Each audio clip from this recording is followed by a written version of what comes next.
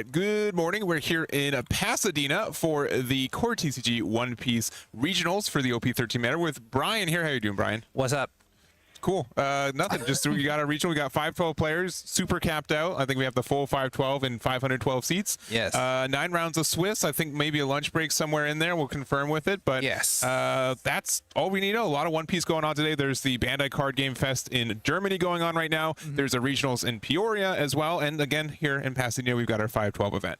Yeah, it's actually interesting. We weren't capped, but we did have a wait list, which didn't seem like it was going to fill up, but it did pretty quickly. Yeah. And now we have the max amount of players, and now we have 2 players going straight into it. Yep.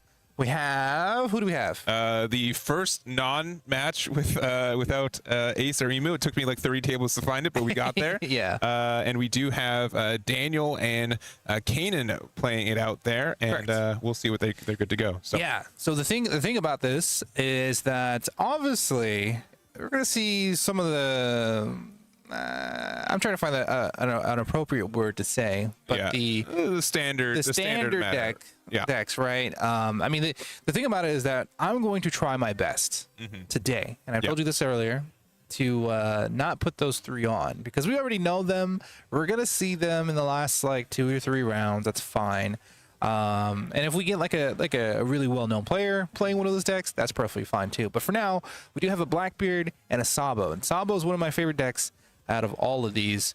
You know, it's a very fun deck, not the best deck, I would say, but it is pretty cool. And I think one of the things about this matchup is that there's a lot of on-play effects that might be nice, like the 8-cost dragon that he really wants later in the game that Blackbeard is just going to say no to, and that's going to be something that he has to work around. Yeah. So, but the Sabo 6-drop is an activate main, which is really strong. Yeah. You get to play around it.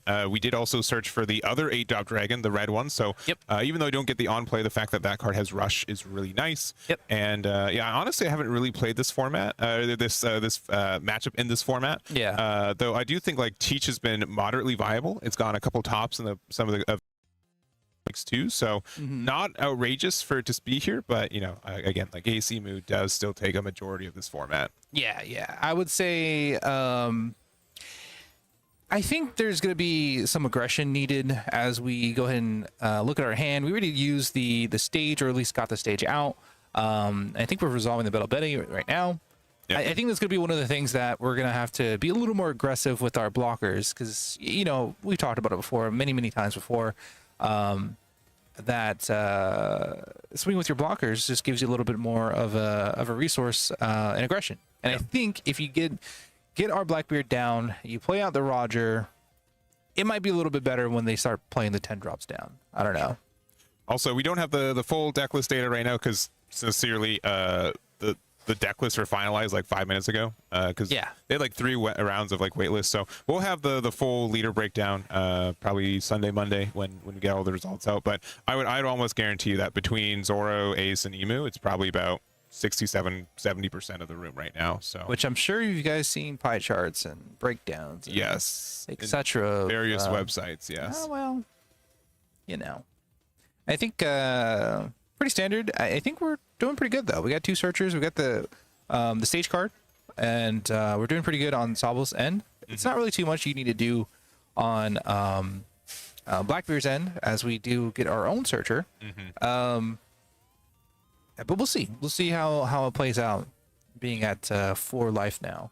Yeah, and Teach. You know, Sabo generally has like I think some of the most searchers in the game. We have Stage, we have Koala, we have Betty, we also have Garp that we usually run. So we definitely want to use those early while we still have our on plays active. Yeah. There's a chance that moving forward they're going to turn it off. Definitely as they're going into 9 Dawn, since they went first, you want to turn off their on plays. But I think Sabo can kind of play around the effects of Teach moderately well. Yeah, I mean, there's definitely bigger bodies you can play. There's the activate main that we were talking about before through the 6-drop Sabo. And yeah, you probably won't be able to play the bigger Sabo to pop anything, but there's not very many targets to do that anyway. And now these smaller bodies that actually got some value now be able to swing as Blackbeard just yet. Yep. And looks like we're deciding to Yeah. Oh, we play out the VV here. So one of the kind of tech ads for us. And yeah, one drop blocker is really nice.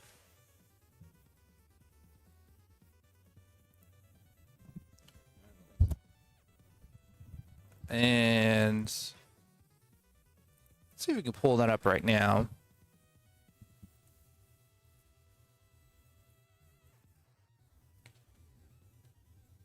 So just going back to Sabo's turn as we kind of deliberate our hands. You know, going first seems a little awkward in Sabo as well. That's the other thing. Like, you really want to go second. A lot of black leaders in the past and current even do want to go second, just with even curved cards that you want to play. And I don't think we have. I think we're looking for it now. Yeah, two stages and a dragon. That's fine. Yeah, but the 8-drop dragon again does get a lot of value. Yeah, rush is really important in this matchup. It's just awkward when you have to play it on 9. Yeah, and it looks like we're actually like not attacking into Sabo. It just means that it's kind of stuck as a 4K leader, which is kind of awkward. Though if we attach a Dawn here, we will still be able to get our leader effect. So we are going to be a 6K, and the rest of our board gets the plus 1K as well. So we are going to be attacking 6 into 5 right now. Yeah, that's not too bad. We're doing it. We're doing it. We're not a 6K leader just yet, but we are a 6K swing, which is nice.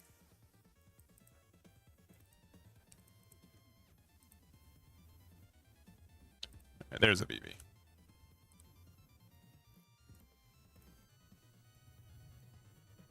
Yeah, and both these decks, you know, have high consistency totals, right? The fact that you know, we both have these stages that help us get there. Both cards kind of care about cards in our trash, though Sabo doesn't really care in this matchup specifically.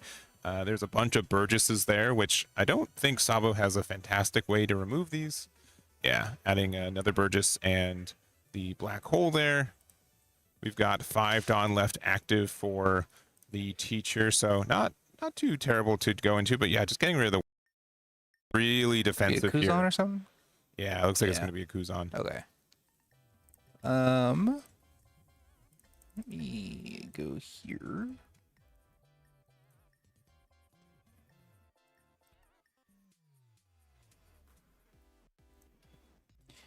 Yeah, man, not seeing a hack on Daniel's end feels kind of bad. You know, just being able to play that on 5 Dawn, and now we have to deal with our boy here getting power over and over again, having that protection. It's not gonna feel too great. Yeah, but just the fact that like we're keeping them at a high life total. I mean, like, you know, most of the time, like for multicolor leaders, like the trade-off is that oh, you have to be at 4 life. I think like Teach is definitely like a late game control deck, and again, I'll be honest, I do not play this matchup, so I won't say that I'm the strongest player for it, but No. I still think like hitting them down at least once could have been at least helpful, because you do have to try to actually at least win against Sabo, and you know, when they get Goldie Roger also, like, you don't really have a fantastic way to interact with that except for just playing another 10-drop Teach yourself. Yeah, and then not like blocking, getting the counter out of your hand, that kind of thing. I mean, yeah, it is a thing where with Sabo, those 2 first cards in your life is basically 2 draws. Like, you want to get down to 3 at a certain point, and not having those 2 extra cards feels pretty bad. We're actually going to pitch the Bellow Betty instead of playing it for our stage. I think we got our event card, and just using that or adding that to hand instead basically says that you get a extra boost. Yeah, under certain conditions. As long as we have an 8 cost out, which we will, and yeah, I think we are going to play out the 6-drop Saba that we found earlier. Pretty much the card that you need to play in this deck, right? It's a 6-drop, 7K power. Has the activate main to give itself or anything +2 cost, and then being able to attach it onto your leader. So even though we're still at the full 5 life for Sabo, we will be able to attack for 5K because we do get this Dawn activated, and then it's going to be 6K aggressively because we do get that extra bonus. So yeah, it's a great card, and it's nice that it does boost itself for its cost. Not nice when you go against Zoro when it looks at original cost. Yeah. But you know, it's one of those things. Yeah, I mean it gets rested still, but at least you're an 8K body. Yeah. And you're a 5 life leader, right? So it's not like the end of the world, but yeah, no, it's perfectly fine. I think this is perfectly fine. We should have given more dice.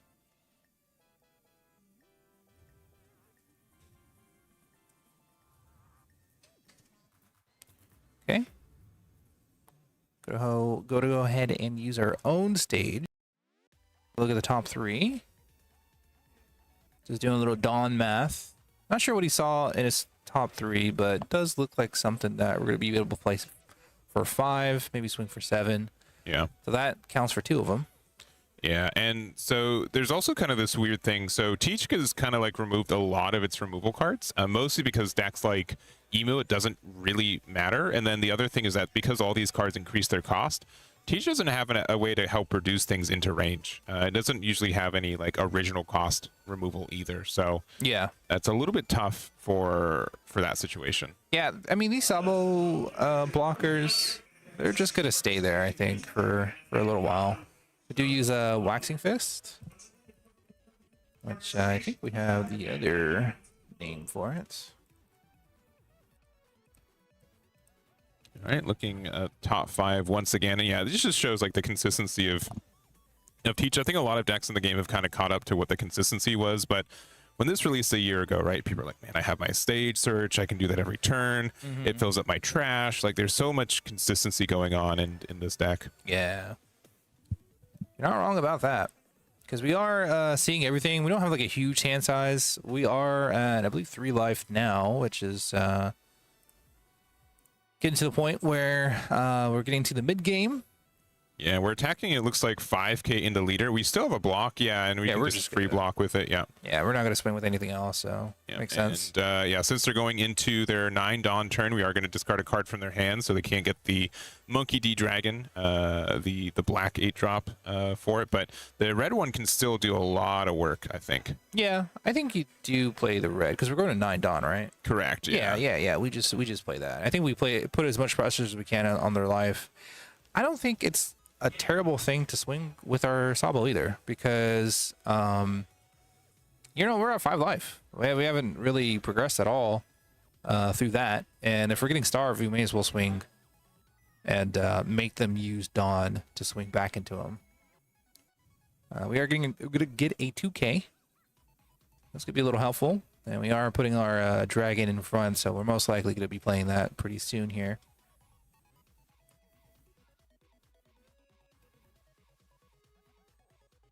And now, just deliberating. Yeah, we don't get the on-play effect. A bummer. Yeah, let's get rid of that. But is what it is. We have an extra Dawn as well if we want to go 8 with the leader. Yep. We do get to attach a Dawn using our Sabo activate main, though, so that's still in a good spot. So leader will be attacking for 5K. Everything has the plus 1,000 boost, so this will be a 6,000 attack, which is also just really obnoxious for this 6K Kuzan blocker. It doesn't get out of any free blocks now. That's probably fine.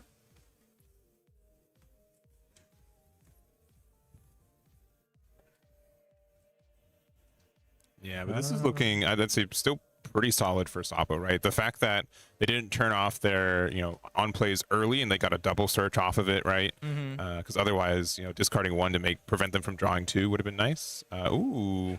We might have a trigger. Oh, we can use this. So this will remove the rush ability from Dragon if we want to use it right now, because it negates the effect of a card. Black hole?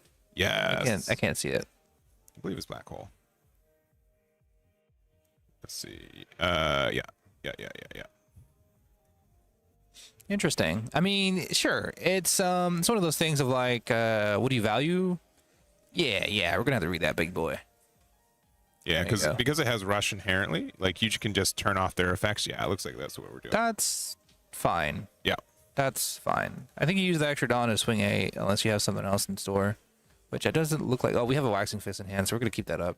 Yeah, but being able to say, you essentially drew a beige out of life, right? Like that's pretty much what that's it is. pretty good. Just saying, you can't attack with that card for the turn, which is interesting because it only works in this scenario. It really does, yeah. And I don't think our Sabo player played it incorrectly because you wanted to play the dragon to get the Dawn that you attach with Sabo, right? It was just an unfortunate trigger for them there. Yeah, because we didn't have anything. Plus, the on-play effects aren't going to trigger off anyway if you did have like a one-drop structure. Yeah. So you rather just play it, get the rest at Dawn, go through the whole process. But we're going to swing 7 here. And see what we can do as far as defense go. Our trash. We're gonna get into that 10 Dawn phase next turn, and hopefully as Blackbeard try to stabilize. But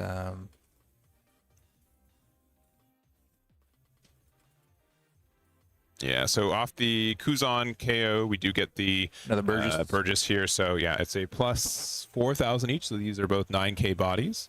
That's pretty good. Which is kind of scary. Kind of good, but I mean we're at 5 lives, man. We are at 5 life. Yeah, we're chilling. I mean, because we have another dragon in hand. We do, yeah, and that's active knowledge, yeah. Yeah. So we played one, we searched another. So I think we're fine. I think we're fine at Sabo. Like this is like a very slow moving match for both of them. I feel like. And we're getting to a point where if we play another Sabo, we play another dragon, our board gets a little tougher for Blackbeard to deal with. And sure, they might play their 10 drop, and sure, they might have 2 9k swings, but we're still at 2 life, and our hand isn't that crazy huge, right? And every time I use the looter effect, that's -1, and for anything else, it's not going to feel too good on defense. So it could be very much worse for Daniel. But staring down 2 Burgesses, that does feel a little tough. All right, so we are at 10. Yeah, I mean, it's just it's muscle memory, man. It's just like I'm at 10, I gotta play my teach, right? That's sure. I've been taught that since I sleeved up this leader. Sure. Yeah, I mean that's kind of like the same thing as Ace in the 8 drop or the 8 cost event card. You see, you want to play it. And here it is. Yeah. So honestly, like one of the best boss monsters that exists in this game still. Definitely on release too. So 10 drop, 12k blocker, activate main. Once per turn, if your leader is Blackbeard Pirates and this character is played this turn, so essentially an on play to get around your leader effect. Negate the effect of one of your opponent's leaders during this turn, and then negate the effect of up to one of your opponent's characters, and that character can attack. So that means that so weirdly, because you were at 4 less life, you are a 5k leader again. Anyways, but now your Dawn times 1 doesn't work, which means that you don't get it defensively on your leader or any of your battle cards, but or character cards, but yeah. I mean, you'll get it back when you pass, though, right? Correct. So, yeah. So we'll be a 6k leader, which is gonna help when these Burgesses swing again. Yeah. Those 9k swings were pretty much automatic, unfortunately. Not really much you can do about that. But again, we're at 2 life as Blackbeard, only about 3 or 4 cards in hand. So I think the play is to play another dragon and decide if you want to swing with it or not, and then just be a little more defensive. You can't really. You might have to place a Dawn or reserve a Dawn for your leader. Yeah. Manually, unfortunately. Yeah. Because you're not going to be able to get the effect for dragon. You're not going to be able to get the effect for much else. I think you can still use the 6 drop. Yeah. You can still use the 6 drop. So, but the fact that we've only, I mean. Last turn, like playing the dragon on 9, I think was fine. But not having another Sabo is a little bit dangerous. I mean, we have another dragon that we could be using too. Yeah. Because like you don't get on-play effects for anything else. Playing another blocker doesn't feel that great, and it doesn't really do anything for you either. And you can't play 8-drop dragon, which you don't have, the black one. Yeah. To play out something else. So like it is really just like, in my opinion, this matchup is just you play big bodies and then hope for the best, unfortunately. Yeah. I mean, that is one very good big body, and now we have to put it back to the bottom of the deck. Because it's not a Revolution Army. Yeah. Yeah, because otherwise, yeah, I agree. He could be. I would mildly consider playing it this turn, just for like the rush ability. Oh, Roger? Yeah. No. If you have Roger, you play it 100% here. You don't play the dragon. But unfortunately, like I said, you bottom decked it, so now you just kind of have to figure it out from there. I don't know what that 4 cost is. What is that? Is that Black That's Hole as hack. well? That's hack. Yeah, yeah. No. The event card. Oh, they might be playing Black Hole themselves. Oh no. That's the it's can't the tell what it Revolution is. Army. It's the I know it's a bit of a peculiar name. I can look it up for you. Oh, okay. It's a Revolution Army type one. I might have it up. Yeah, essentially you get to remove something, and then if you have an 8 cost or more, you get to remove something bigger. Oh, I know what that card is. Yeah. I don't know the name of it though. Yeah, it's from OP12. Yeah. Came out with Koala. There's a lot of like interesting revolutionary cards, both in red and black. That just does stuff. Yeah, it is the Ursa Shock. So yeah, KO one of your opponent's characters 4 or less. If you have an 8 or more, it's a 6 or less. Cool. So, but obviously does not really matter too much in this matchup. You can use it to get rid of VV. You know, a premium of using a 4-cost card to get rid of a 1-cost card, but doesn't feel good. no, does not. We do have the plus on our leader effect, so it looks like we're going to go to 9, and then with this Dragon 10k, VV will take the block there. So Yeah. yeah, but really unfortunate. I will say, like, ended up being really impactful, right? One less, 10k attack coming down the line means that you're at 1 more life than you are likely going to expect to be at, and we can clear the board. Teach could also, like, unironically go for game right now. Yeah, but it's unlikely. Yeah, some really big attacks. And if you go for game, then I don't know. I think he's fine. I think he's fine. I think we are good.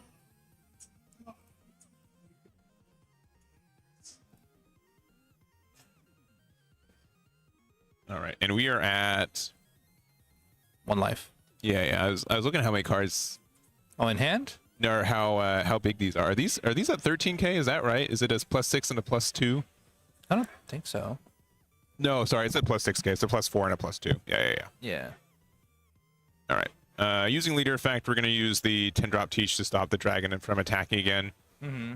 Though I also there's some thought to turn off the 6-drop Sabo too. I mean, Like that turns it off from being like the Dawn plus for free. like the easy way to Yeah. get it down. I think we're looking for another Roger, man. Oh, that's a trigger. Yeah. So thinking about this is just a regular 5k into a 5k. Okay, we have it ourselves. So Nice. that is the. Does that mean we can? Well, what's the text on that actually? Now that... Yeah, I believe it just prevents it from being, it negates the effects again. So it's just a 5k vanilla right now. Okay. Is that until the end of this turn?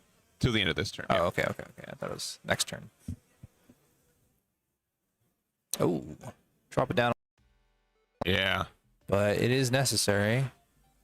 And again, our Sabo is only a 5k leader right now because its effects are negated again from the 10 cost. Yeah.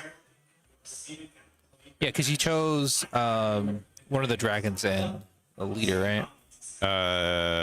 Yeah, I believe. Yeah, I believe the active dragon can't attack next turn. Okay, yeah. That'd be my guess. Yeah. He's just there for the party.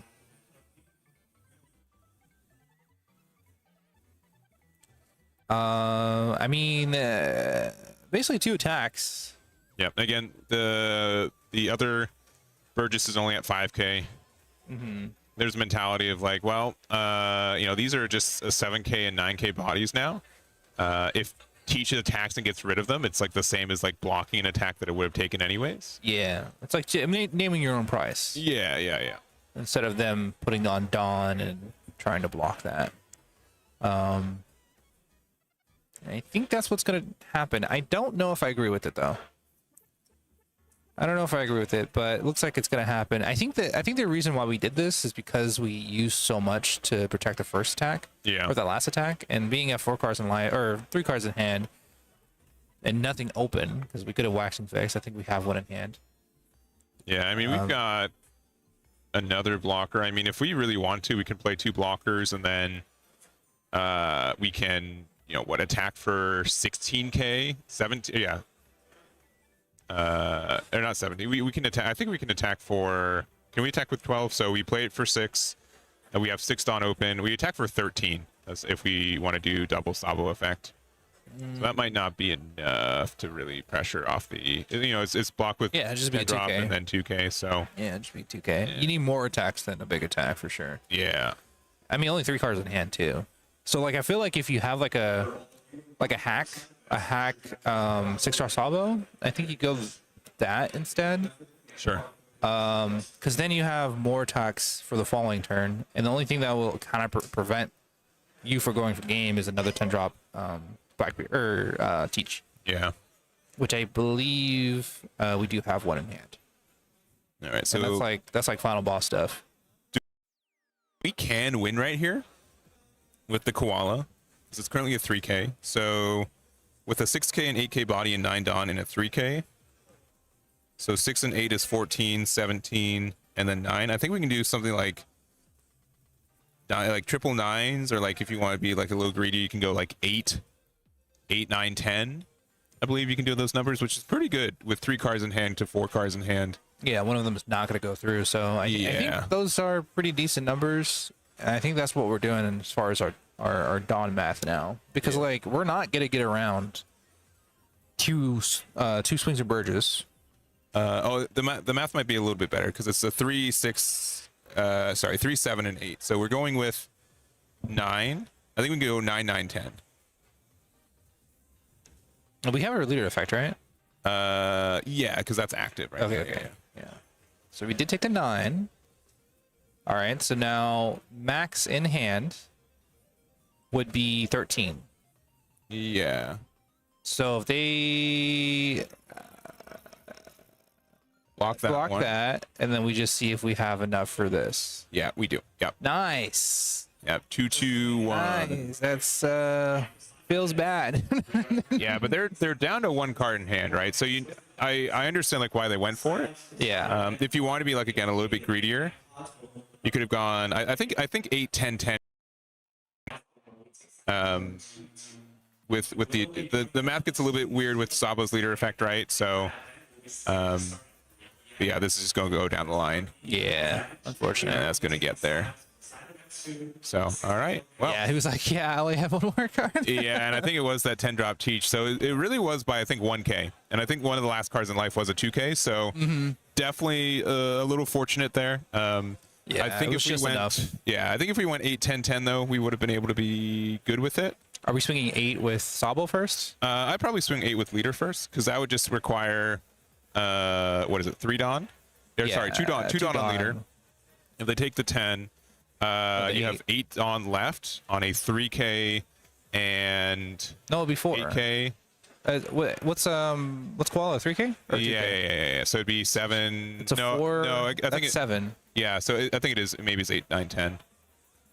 Yeah. And what did we go? We went 9. I think we went 9. I think we went 9, 9, 10. No, we went 9, 9, 8. Okay, maybe. I think, right? Because he had 2 left. No, he went 9. Yeah. I thought it was 9, 9, 9. Okay, it might have been 9, 9, 9. Yeah. Okay. Either way, I mean, he had just enough. He did. Yeah. He had just enough. You need double 10s to end the game. So yeah, maybe it if was you just had to like, read, it was like a 7K. But yeah, that's what I was gonna say. I feel like if you just swung the lowest you could. Yeah. Maybe with Koala. It's either do that. I probably would have done like the lowest I could on leader, but yeah, it's less commitment, I guess. Yeah, but it's weird though because you want to be able to attach the Dawn off your Sabo blocker effect, and it can only go to your leader, so you don't want to attack with your leader first. So, sure. Yeah, I think it was really narrow. I think with him having the 2Ks last cards, unless he just had the read that the last 2 attacks could be 10Ks, and again, I think he had a 2K, 1K in hand, so I think he was good to get out of a 7K attack. So I think he just had just enough to get there. Yeah, it was just life. It was whatever was life in. Yeah, and the black hole trigger made a huge difference, right? Yeah, that was just one less 10K attack you had to go for it. And then he wasn't able to swing with the dragon again. Yeah, so it was just like 2 different attacks that just couldn't happen. I mean, one of them you expect because of the 10 drop, but yeah, that black hole really did something. Yeah, for sure. I don't know. It's really hard to play against those type of cards too, because there's not many triggers that do that. I mean, at most 4 copies of black hole, or like 3 copies or something like that, and then that had to be one of them. Yeah. I think more and more people are playing black hole though, because it does negate the effects before KOing. So you can use it to get rid of stuff against Emu.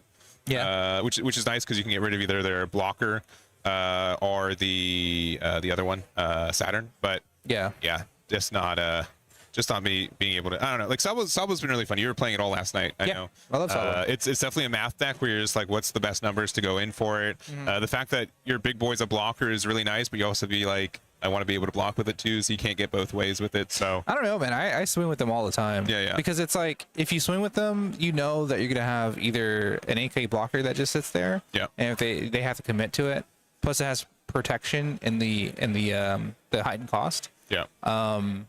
And like you play into Roger, and then you just play Roger and win. But I mean, it's just sometimes it just doesn't go that way. And then like Blackbeard kind of polarizes a lot of matchups, or just like changes your game plan a lot. And you just have to go back to basics, which was math. Yes. Right. Yeah. Which is why I was saying earlier, I was like, most of the time when I played that matchup, it was just like you play the higher cost cards and you just swing big, and then you just, like I said, hope for the best. And that was hope for the best. You didn't get there, but it is what it is. I mean, it's just one of those things that you just run into in card games. Yeah. I think it was a really good game. It showed off kind of both decks, right? Both of them are trying to find their way, weave their way through this room to try to get, their finish across all these Emu and Ace players. So we are going to take a break before going into round 2. I think we're over halfway through the round, so we're probably, how much time do we have on the timer? Nothing. Okay, yeah. So it should be, I'd say, less than 10 minutes. If there is a leader that you guys want to see, let us know in chat. We'll do our best to try to find it. And by we, I mean Brian will. So Brian will guarantee find it for you. He let me know. So we'll try to do our best. We're going to try to do some more unique stuff for the first half, if we can, at least before the lunch break. And then we'll probably find ourselves in some usual situations for the second half of the day. But this is going to be the Core TCG Pasadena Regional, just the first round, just getting started. Hit that like and subscribe if you haven't already, and we'll see you guys in round 2. We'll be back. Bye.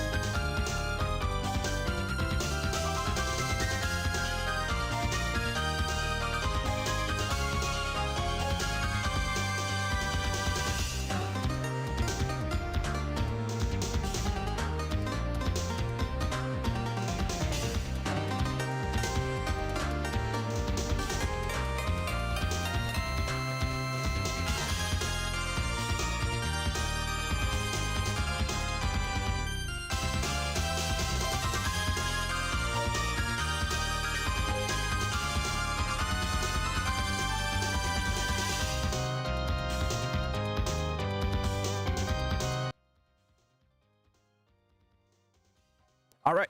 Oh, awkward. There we go. All right, we're back. We're back for the TCG Pasadena Regional. It's a Yes. 512 maximum player after wait list. And second wait list. And Second wait list. extra Probably a wait third list. one, yeah, I think there was a actually. third one. Yeah. An extra wait list. I'm Brian. This is Hayden. Hello. And we're back for round 2. And it took me a little while. You probably saw me walk around, and there was probably a time where we were clapping because we actually did get a very interesting matchup. I don't know anything about this matchup outside of the very basics of their leader effects. I will say clearly I've never seen it happen. Yeah. There's a good chance I never will again. And what are we going to go see, Brian? This one. Cool. And we actually have Red Zoro Red Zoro, yeah. versus Roger. Yes. And this is without the promo. So Correct. that kind of helps. Yeah, Zoro, Zoro, right? yes. Yeah, Actually. yeah. So we might actually still see a have little Newgate, bit. So you turn yourself to a 9K leader Yeah. very well, easily. Zoro can still punch hard, but yeah, I don't know. I don't know who actually wins this. So we can we can go to it and start us off. So yeah, we'll see what happens. I mean, I think the real thing about this is that Zoro does have to do some early damage, or at least try to while you're still a leader that I can deal with relatively easily. It's gonna be the thing where I'm going to do the damage where I can. Yeah. That's it. And then as the game progresses, I'm going to have to figure out a different game plan while you are a 7K leader or more. Yeah. And if you guys don't know Goldie Roger, it is one of the most unique leaders in the game. It is red and purple. It is a 7K leader. It is the only 7K base leader in the game. It does have 5 life, which is also a bit ridiculous with things. You do have to be a 5K leader until you're at 10 Dawn, and you do have this ability that you essentially get 1 less Dawn a turn as you're going up to 10. But once you are at 10, you are a 7K leader. 7K leader with a 5, base life is also just, again, absurd in this game, and you just get a lot of benefits for it. So Yeah. but we are playing the animal build of Zoro here, so we do have the chopper on curve.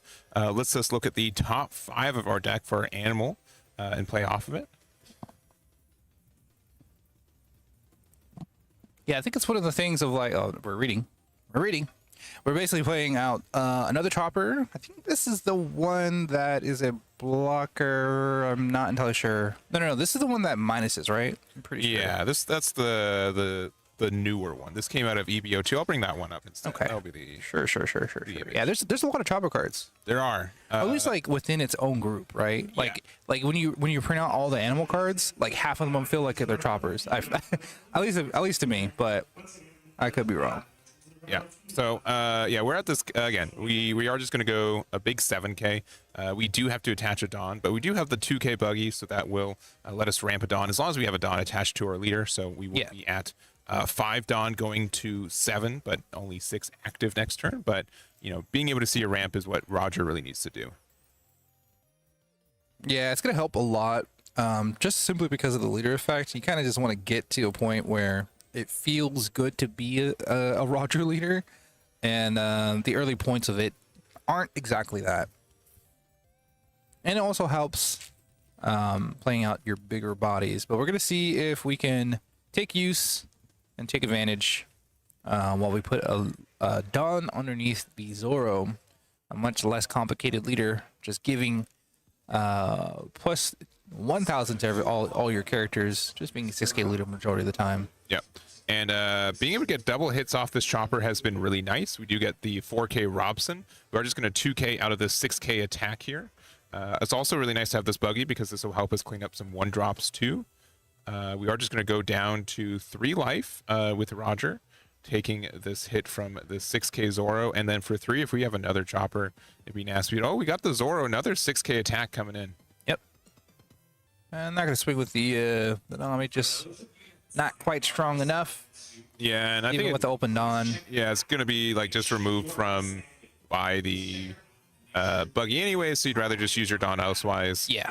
And you do have to also, I think they are leaving one open. They might have something like a guard point or something to help defend this chopper. It could also be the just shut up and come with us, which will be nice to, get another animal on the board. So even if we try to attack to get rid of these cards, the chances are they're going to have another card come right back. Yeah. Which is kind of the whole premise of this animal-esque build, right? So just trying to decide what we want to do as Ruben. I think we're at 3 life, correct? Yeah, we're at 3 life. I believe we're at 7 Dawn, including the Dawn attached. So if we ramp once, we get to start next turn at 10 Dawn, which means that 1 Dawn will still have to be attached to our leader as we're adding it, but you will be able to be a 7k leader defensively. I think they're just making sure, like, is there a way to be able to get to 10 Dawn a little bit quicker? I don't believe there is, but I do think, yeah, you have to likely play one of these. Bonclaves? Yeah, if you have a ramp card, you probably need to play it now. Yeah. I think you do. I think that is what's going to happen. We're going to get a Dawn back active. A few open. And we're going to go ahead and swing 4 to one of their characters. Yeah, it's going to be to the Robson, which is also a 4k right now. Yeah. And the next swing is most likely going to go into Chopper because it's such a problematic card. We're actually going to... Yeah, we're going to use the Shut Up and Come With Us. Oh, I already see the best card off the top there. Which is the Chopper, other Chopper. Yeah, this is a really good start for our Zoro player. Just double Chopper, being able to play it out. You don't get the on play because it's on play your turn, but it's still in a really good spot. Yeah. There's just 2 problematic cards on the board. That just generates value every time. I mean, it feels like a little less good later on, but the more pressure you can put on, better.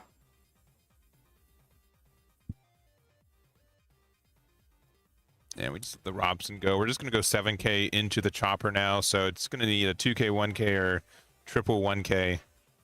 Which is more likely. I mean, you have the Chopper already, so... Yeah. It's not the end of the world if you lose one of them. You only have so much space. We are doing the triple 1k, so that does feel bad. A little expensive, but you're going to be rewarded with a lot of pressure on this next turn. Yeah. All right, so we should be at, I believe it's 7 Dawn with the, or 8 yeah, 8 Dawn. Yeah, they're at 8. And again, they're 7. They're at 7. Yes, you're right. Yeah. Yeah, so you want to do as much damage as you can right now. Roger's still only a 5k leader right now because you are only at 8 Dawn, but next turn he's going to be at 10 Dawn, and so he will be able to get a 7k base. And if you have something like Edward Newgate or something like that, you'd be able to continually pump it again, so it is a 9k. Yeah, I mean, Roger's a cool leader, man. It's just like I said, without the promo, it feels a little less strong. It's very unique in its way. It's a lot of like red-esque cards in its purple leader.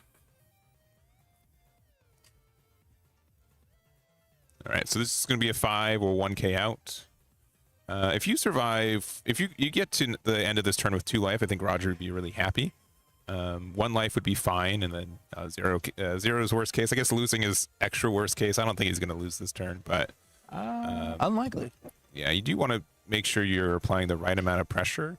Ask for 2Ks. There are, I think 5 or 6 cards in hand for Roger as well. So you have to ask how many 2Ks, how many dead cards in hand, right? And looks like we're just going to do a 7K using the effect of the Chopper. Looks like we're going to get another hit off this. Yeah, we're going to get another Robson here. Feel pretty good. All right, we're going to do a 2K, 1K to get out of it, so a little bit expensive, but we are going to be able to do a 7K, 8K, or sorry, another 7K. I think we can do 3 7s here. Yeah. Probably taking one of them. Yeah. At least. And we do get the other Chopper. So this is a winner alt art of, I think it's the one from OP13. Let me double check. So it would let you play out a 3K body out. I don't believe we're going to do that, but there it is. Yeah, honestly, you're just like, it's another 3-drop 4K I can play off my effects. That's really all we care about. There it is. All right, so we're going down to 1, and we still have a 7K attack from this leader. If we have to take this, this is really tough. Oh, we do. Ooh, Yeah. brutal. Brutal, brutal, brutal. Brutal because Zoro's still at 5. Yes. So like you're trying to solve two issues that you just I don't know if you can immediately. Which is stabilize at 0, take care of the board, Yeah. and then somehow win later on. Yeah. You're just so behind. You are so behind, and yeah, I think we've ramped really as much as we can. There might have been like a chance to do like a double ramp on the previous turn, but that still would have just gotten you to this situation here. So Yeah. it's going to be really tough to overcome. Like the buggy doesn't have anything to attack into. Bon Clay is only attacking for 5K base because all the power from Zoro comes to buffing it up on your own turn and still having like weaker cards on the other side. So Yeah. yeah, this has been a lot of pressure. And even though you're a 5-life leader, Roger's like down to 0 already. Yeah.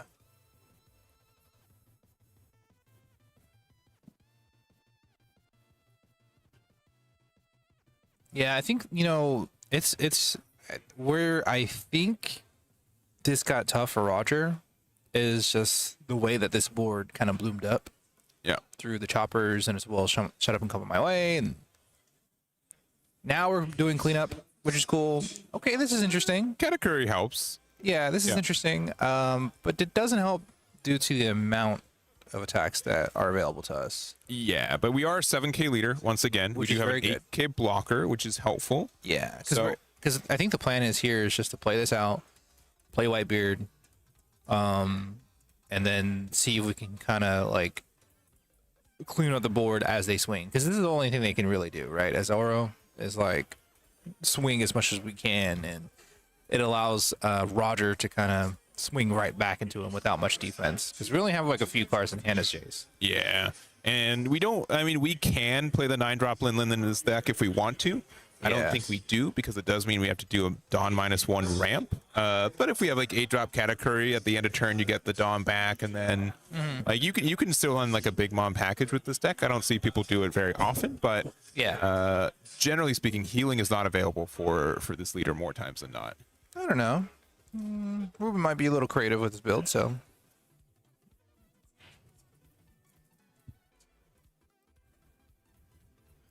All right, and trying to think of the numbers here. I mean, there's like a possibility. You're like, all right, well, I can just do 2 big attacks, right?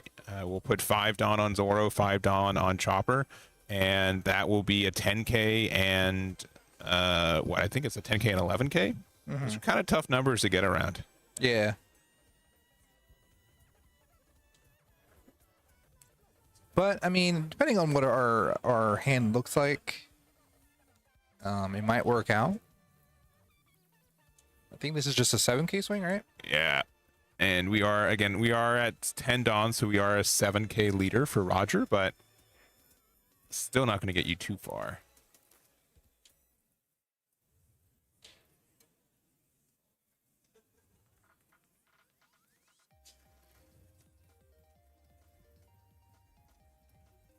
All right, attaching Dawn to Zoro, both character and leader, so that will be attacking for 7K as well.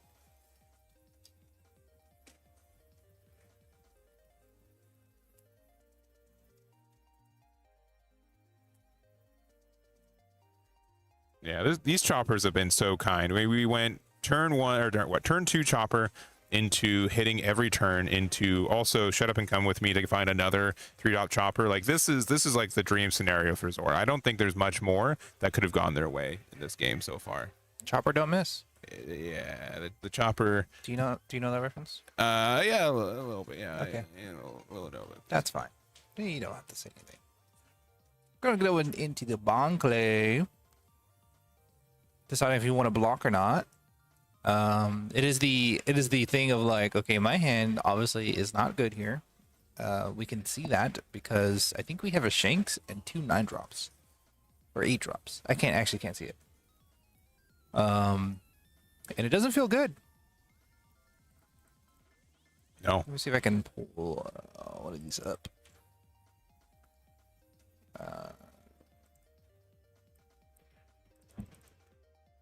All right, so there goes the Bond Clay. I mean, yeah, I think they're thinking about I could block with Katakuri, and honestly, I think it would have been worth it to do so because like they're out of attacks for the turn. I'm not sure why you wouldn't block with Katakuri there. In fear that something else will be played and given rush. That's what I was saying. I think his hand is not as good. I mean, like the best, the worst, the only thing you get quote unquote punished for is if they have like a kid killer and then they're attacking for, I guess it'd be 8K. Yeah. Still though, it's a 2K out of hand, which I don't think we have a 2K in hand. Yeah, we over countered one of those attacks, which didn't feel good, and I think we're just like out of gas here. We also have a Shanks. Yeah, but the only thing about like Kid Killer though is like you'd still have to like if you blocked with Katakuri, you'd still have to lose a card. Yeah, I think Bond Clay was too important to help out on cleaning up some of these attacks. Yeah, but it's not much you can. Oh, yeah. You could have blocked. Yeah, you could have blocked. I think you do play Shanks. Like unless you have a pretty decent event card, which I think we do have one. Like you have 3 cards that have rush. Yeah. So I think like it is a thing of like just. If you want to play the event card, then just go ahead and do it. Yeah. That's what I would say. Now, if they had, looking at the hand, maybe you're right. Maybe they made the right call because it doesn't look like they have any counter right now. No, I don't think I don't believe they do. They don't. Yeah. So that does make a difference. They have this. Sure. I don't know the short version of that card. Yeah, which you can use defensively, but you can't play 10-drop Shanks if you do that. Yeah, that's what I'm saying. So I think they're gonna play Silvers. Yep. Oh, I looked away and then he played it. So well, it just says you play. You're fine. Oh, okay. Yeah, so we're gonna play Silvers. We're gonna rest the blocker. I think that is the play. I don't think we really have another play, to be honest. We really don't. Yeah, the plan is to just focus is enough. Yeah. Just swing face. We have 2 more attacks. Yep. Probably need to get rid of the chopper blocker, if I'm being honest. Yeah, I don't know. None of these feel great. You only get rush if there's an attached on, like on that card. Let me double check on Silver's Rayleigh. On the card itself, it just has rush. Pretty sure. Okay. Oh, it's for the resting. That was the thing that they missed. Yeah, if you have any Dawn cards given, which we didn't. If you have, oh, I see. Yeah, because that would have meant the chopper wouldn't have been rested there. Yeah, we'll have to tell them. Yeah, I'll make sure the judge knows about that. Obviously not the most. I mean, Roger's a common enough matchup for it, but yeah, it's one of those things. Plus, I think it's like sometimes that's like a separated effect. Yeah. Like you have rush, or you have the dawn and then you rest, or you have rest and then there's the dawn. So definitely a bit of a misstep there. All right, we do have the 1 cost to get out of that attack.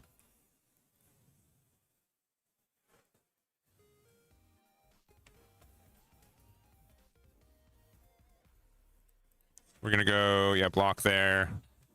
And then I think everything on Zoro. Yeah, he doesn't. We don't have like. Nah, we got anything. it. Really anything in hand, unfortunately. Yeah, we got to hit him hard. Yeah.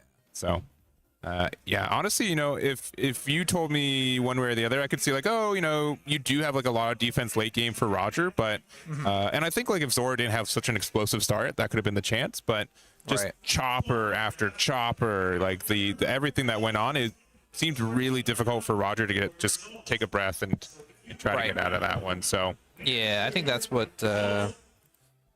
it is, and unfortunately what it ended up being. And I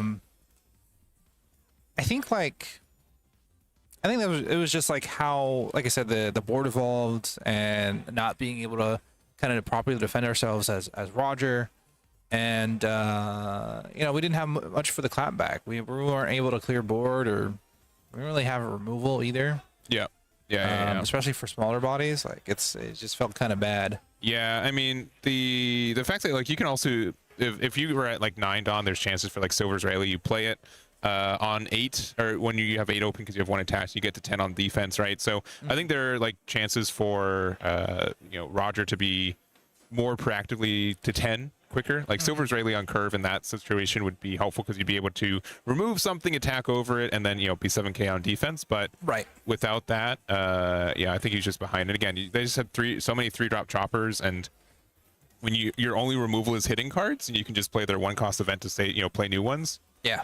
I don't think there's really much more you can do. So yeah, and as Roger, like at most, you're swinging at one thing. Yeah. To remove.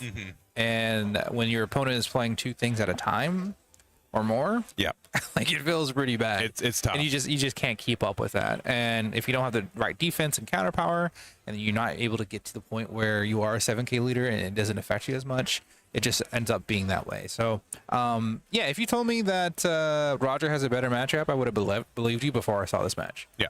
Or at least like less of a unfavorable matchup, I should say. For sure. So yeah, very interesting. It was cool to even pick up that matchup because there are literally the same 3 decks in the first 30 the tables. first row. Yeah, I told you it's gonna be a tough time. So I'm gonna try again next. Yeah, but Zoro's 2-0 right now, so that's cool, right? Yeah. And I can see like why they can be like tough. The fact that they do have ways to get around blocker. I guess Emu can be good. Emu does have like a lot of removal for your smaller things too. Like Chopper's gonna have a hard time surviving in that matchup specifically. But pretty much everything in that deck is 4 or less or 5 or less. Yeah. Just being able to use that. So we'll see what we can get for the rest of it. I'm sure I feel pretty confident that next round we can find something that doesn't have either of those decks. After that, my confidence is like 2-3%. Get ready to see a lot of ace because I'd rather see that than anything else. We'll see a good variety of ace, like emu, ace, whatever those are. So that's variety. It is today. So we're going to again take a break. If there's any leaders that you guys want us to try to find, let us know. I do know there was a limb also that we saw. We'll see if she won or not. It was against Zoro, and we were joking like, oh, forgot about that. You activated your limb card. Cool. Anyways, I'm going to rest it again. Yeah. You put it back. So end of turn active, and that didn't. Yeah, cool. Anyways, that didn't matter. Yeah, I have Tashigi, so we'll see that. I think limb is still like moderately good though. It did get a lot of new tools. It's a cool deck. Yeah, it has cool tools. It's an interesting color combo. Yeah, and if it was like a slightly like I even think like limb versus either ace or emo, I'd probably still be okay with that if we find it. So sure, I'll take a look. Yeah, I'll look in the first 3 rows. And I'll probably do that for the next few rounds. Yeah, be a little more flexible for the sake of like not seeing the same matchup. Because if you went with table 1 or table 1 to 5, you guys will see the same match. I am not joking. The same decks every single time. Yeah. And yes, it's cool to feature like different players and stuff like that. But some of these decks are kind of the same thing over and over again. Yeah. Like you see 1 5Lers, you see another, right? So it's one of the things that hey, bear with us. And the other part, so let's just have a little fun with it. Yeah. So we're gonna see you guys in round 3. Yeah. See you guys in round 3. You gotta press the button. Yeah, you gotta press the button. I'll see you guys over there.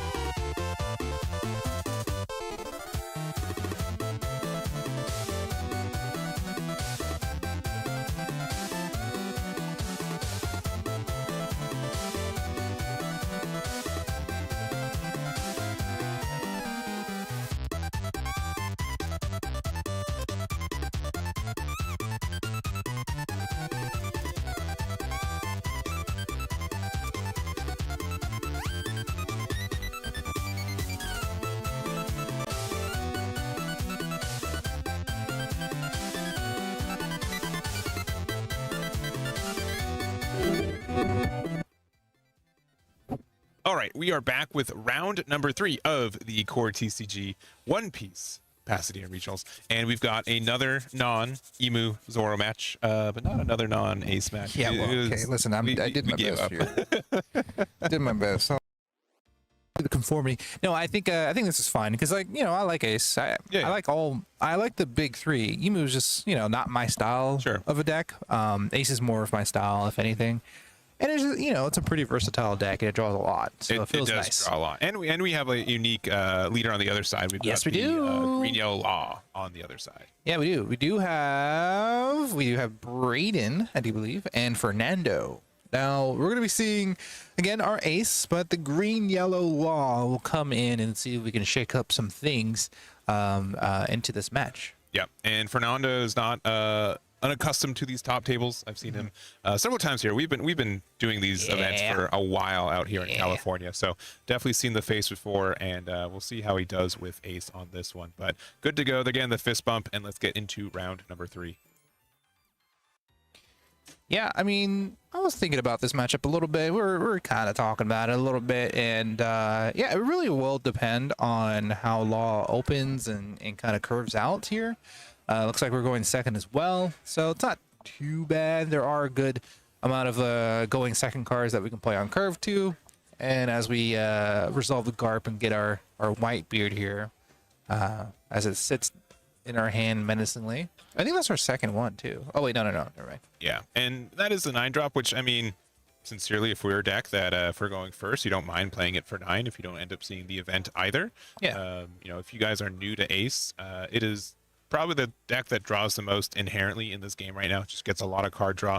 The 6k 3-life leader, you also just can turn any card in your hand into essentially a 2k for the turn, so very good. And we have that Garb Searcher, which can search out pretty much every card in your deck that you really care about. So yep. We do have the Kid Killer. It does end up finding the Bonnie out there, so not too terribly bad. And we're going to pass it back to the Ace. Yeah, Kid Killer is really good, and Bonnie, I think it's pretty good in here too. Kind of searches out pretty much everything you need, and the Untapped Dawn is also pretty useful. But we're gonna go ahead and resolve yet another search, or mini search, right? Yeah. Top 2, you keep the top 2, discard 1, right? Yeah, I was like, I was gonna another. No, it's just filtering your hand. But we do appreciate having these 1-drops on board, though. Jozu, I think, is going to be a pretty important card in this matchup. So being able to bounce one of your 1 cost back to get rid of one of their 5 cost is key. So can be great. And we did just go a big 8k into leader, putting them down to 3 and pass it right back. Yep. Not too afraid to take a life, especially if it's going to cost you 2 cards in hand. We're going to go ahead and play on another 1-drop and see what we got in our top 5. Yeah, and so with Law's ability, we do kind of need a couple more Dawn worth of cards. If we have a 2 cost in our hand, and we can, I guess we'd have to have 2 1-drops, and one of them, the 1-drops, be beige. We can set up the play pretty nicely. You know, the Law's all about getting the right cards on the board at the right time, and it can be kind of tricky to do so. Yeah, but I mean, like, there's a lot of tools that actually help you to do that. You know, it's very specific to itself. So get a Perona out. I think we're missing 1 more card, right? Yeah, we need to have 5 cost of cards out there. We do have 4. That's a really good 5 cost, though. Yeah. If we end up having beige, we can do a lot of damage this turn. Yeah. I think we do have beige. I'm wrong. Sure if I see him. I'm actually wrong. We're gonna go 7 to 6. Interesting. I would be kind of tempted to play if we had another 1-drop, because play that out and just see the top card of our life. I don't think we do have one because we have 2 Laws. Oh no, we have Peronas. Yeah, I think we had like a Perona or something, because we could bounce back something. Yeah. A 6k attack and a 7k attack's about the same. Yeah, it is. Because it's just 1 discard anyways. But it looks like they're going to end up taking it and drawing an additional card off their Ace effect while they still have a Dawn attached to it. Yep. Yeah, I think it would have been a bit better to just go ahead and play that 1-drop swing 6. Yeah. Especially if they're willing to take that with the Dawn attached. Yeah, because even if you just put it back to your hand with your leader effect, like in the you know, the top part of your life is not a great card. You can just choose to not use it. But yeah, we are going to use the 5 cost Yamato. This card's insane. It is a perfect card for the deck. Outside of like the Marco, like Marco and Yamato are like the two perfect cards for the deck, right? So I'll pull it up here. She draws cards. That's it. Draws cards, and you put a rested Dawn from the 5 that you use, of course, under your leader. So now your leader always gets that that effect, and that's pretty much it. That's pretty much it. Pretty good card.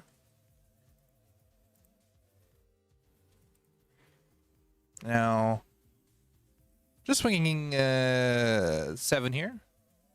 Yeah, Just we did do a go little down dot. to 2 lives. Yeah. This is a bit, you know, there is just natural pressure that you get from Ace because you are a 6K base. Yeah. You are so incentivized to attach it on every turn. So 7K every turn can be a little bit tough. And the other thing too is that sometimes Law has like these mid game where you have a lot of cards in hand. You do have to be really careful about you know, making sure you don't have too much Dawn in there. But we're gonna use this 6-drop Law here. Play the Cavendish. Yeah, with the Cavendish. Yeah. I mean, works out. You can still play. You can return it, play it back, swing 6 afterwards. You have a 6K blocker as well, to kind of protect that Cavendish because it will be swung at one time or another. And yeah, pretty cool support for this deck and other green decks in general, since they do all play, you know, various supernovas that are 5 or less. Yeah, and I'm curious to see if they want to. You can still like bounce back the Perona for 1 if you want to, and then we could just play it out again, or you know, it doesn't really, you know, you can just see what the top card of your deck, your life is, and if you don't like it, then you can just keep it there. Yeah, I was gonna say, I was like, you can gamble, right? Like, there's not really, or not even gamble. You just look at it. Yeah, it just stays there. A lot of cards in hand though, so I mean, we searched the Law live. Yeah, we're gonna play out the thing that we just returned. So just like I was saying before. Yeah, and I think we're looking for specifically 7-cost Law. I think is the next card that we'd want to start adding to you know, our repertoire. I don't know if I've seen a lot of 5-cost Laws in there. Yeah, I don't believe we have the yellow one, but I could be wrong. I don't think so. We have a lot of cards. I would say like 8 cards in hand, so it's good. It's a good amount of cards. With Fernando's hand, I did see a Roger as well. And I believe that was a Tashigi off the top of the deck, the 2K. So sure. Not playing it off, but it's also like, unironically, it's good knowledge just to know the top card of your life, just so you can plan around it a little bit better too. Mm-hmm. Though your opponent will also know the card, so it's a little tougher. Yeah.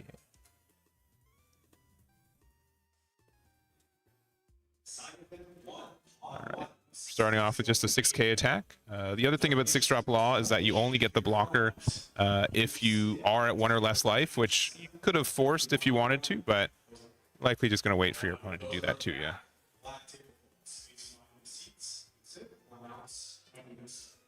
All right, we're at 7 Dawn here for Ace, so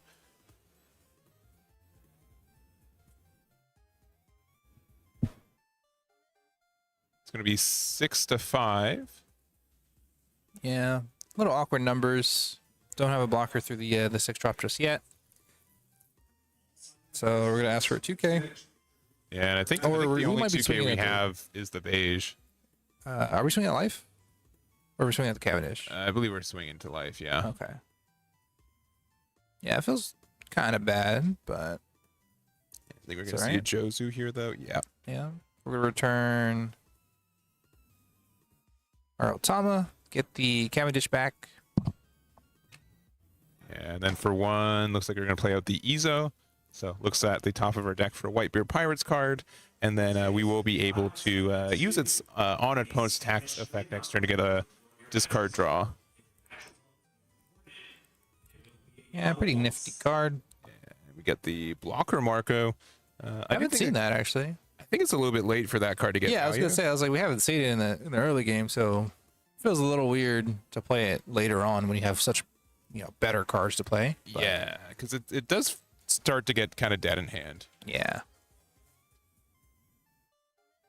All right, we are at 8 Dawn for our Law player, so we have, I think, 1 Luffy search if we want to. That will help us try to You know, maybe find a 7-drop if we don't have it. We also, you know, have potential for like some 5-drop law shenanigans. So like there's a lot of different plays that green yellow. So many different avenues right now. Yeah. I mean, that goes with all the law decks in the game, right? Like, there's so much versatility and flexibility in the deck. Yeah. Just kind of catered towards the matchup. And I think in this, like, you kind of already know that they're gonna get to 9 Dawn, so you kind of expect a 10-drop or a 9-drop to come down. Yeah. Again, I'm not a super big fan of these. Oh, we're pitching these 7K attacks because you know they can always give it -2. Yeah, but they only do it once.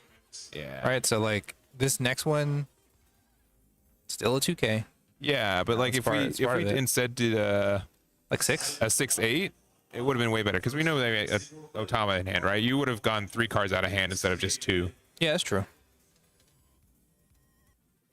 All right, we're going to play that to play out the Bonnie. Use the Bonnie effect to take the top card of our life and put a 5 cost. We're going to put Cavendish back on top there. Use the leader effect. Use the leader effect for Kid Killer to play out Cavendish again to get 2 Dawn back. Okay. We're at 1 life, and then for 2 we can play Kid Killer again. Yep. And again, probably looking for a 7-cost yellow law. And that would be nice. Get the extra Dawn if we need to. I don't think we're playing any event cards or anything like that, but the important part is that we do have Cavendish back. We have 2 blockers, technically 3 now, and just resolving this effect here. Yeah.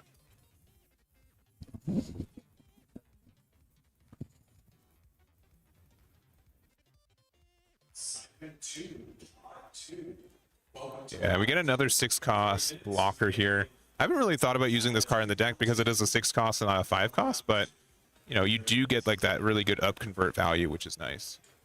Yeah, I think it's just because you play so many 5 costs. So yeah, that's probably what it is. So we are passing back, going to 9 Dawn for Fernando. Just deciding what we want to do. We did pitch an event card. We have another one in hand. We're going to play it.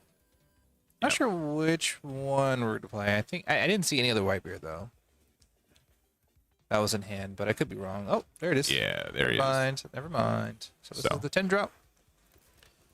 Yeah, this is the second 10-drop blue Whitebeard that we've had. So what's it do, Brian? It has a blocker, so that's kind of annoying. Yep.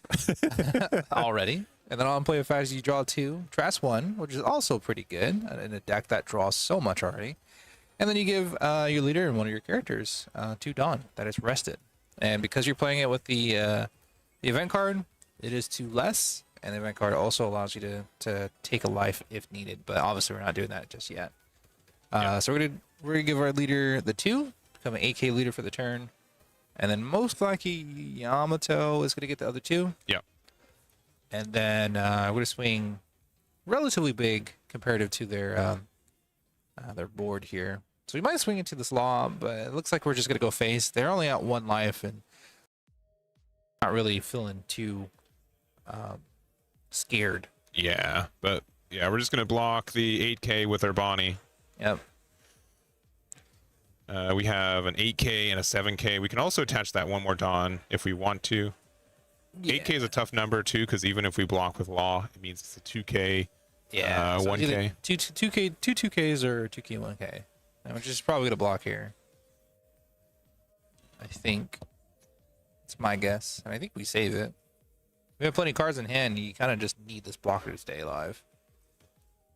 Yeah, the other thing is that if you go down to 0 life, Goldie Roger, we don't really have, well, you know, our game plan is just a lot of blocks. Yeah. And so without that, it's kind of tricky. But we're going to go 8s. We're going to block. We're going to go 2 and 1 to get out of it. Yep. And passing from there. So a good amount of cards in hand, 2 life, 6K leader. Still have any card in hand we can pitch to give something minus 2K and just a casual 10-drop 12K blocker too. Yeah, why not? Yeah, we're pretty well protected.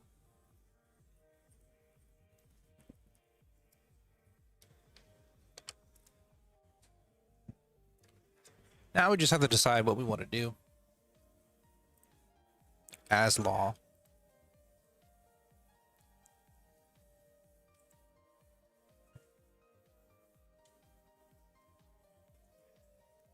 Yeah, but I think this has been like just a bit of a tough start for our law player. We didn't really, you know, we didn't get to do our law play the first turn we could have. There's also like an issue where, you know, we just had an issue not finding anything 7-drop law. We still don't have it. We will be stunning their Dawn with the 5-cost Bonnie, which is really heads up. It means that they can't play the Goldie Roger. So that's something, right? Yeah, at least you're not like immediately losing to that card next turn. Yeah, because like the alternative would have been 9-drop law, but we don't have that in hand, I don't think. Yes. And you know, we can get around that Goldie Roger. I mean, you could still play Goldie Roger. Honestly, it's still a huge swing with Rush, but yeah, you have enough attacks to take game either way. And you know, setting it now just kind of like says, okay, figure it out otherwise. But we do have 5 Dawn open. I did see like the restand law on hand, but most likely we're gonna go swing 7. Yeah. I'm guessing to Yamato. Oh no, it probably is just the leader. Yeah, but we haven't used leader effect yet, right? I don't think so. Yeah, I mean we'll just get the block. Free block. Yeah. Because the rest of this stuff is not gonna swing, and 3 open. I mean, what else can we play?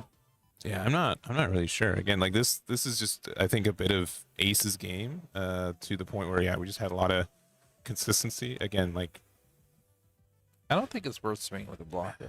It's very tough, right? Because you are saying, well, I'm going to either I discard 1 card to get out of it, or you're going to let me draw 2 cards. Yeah.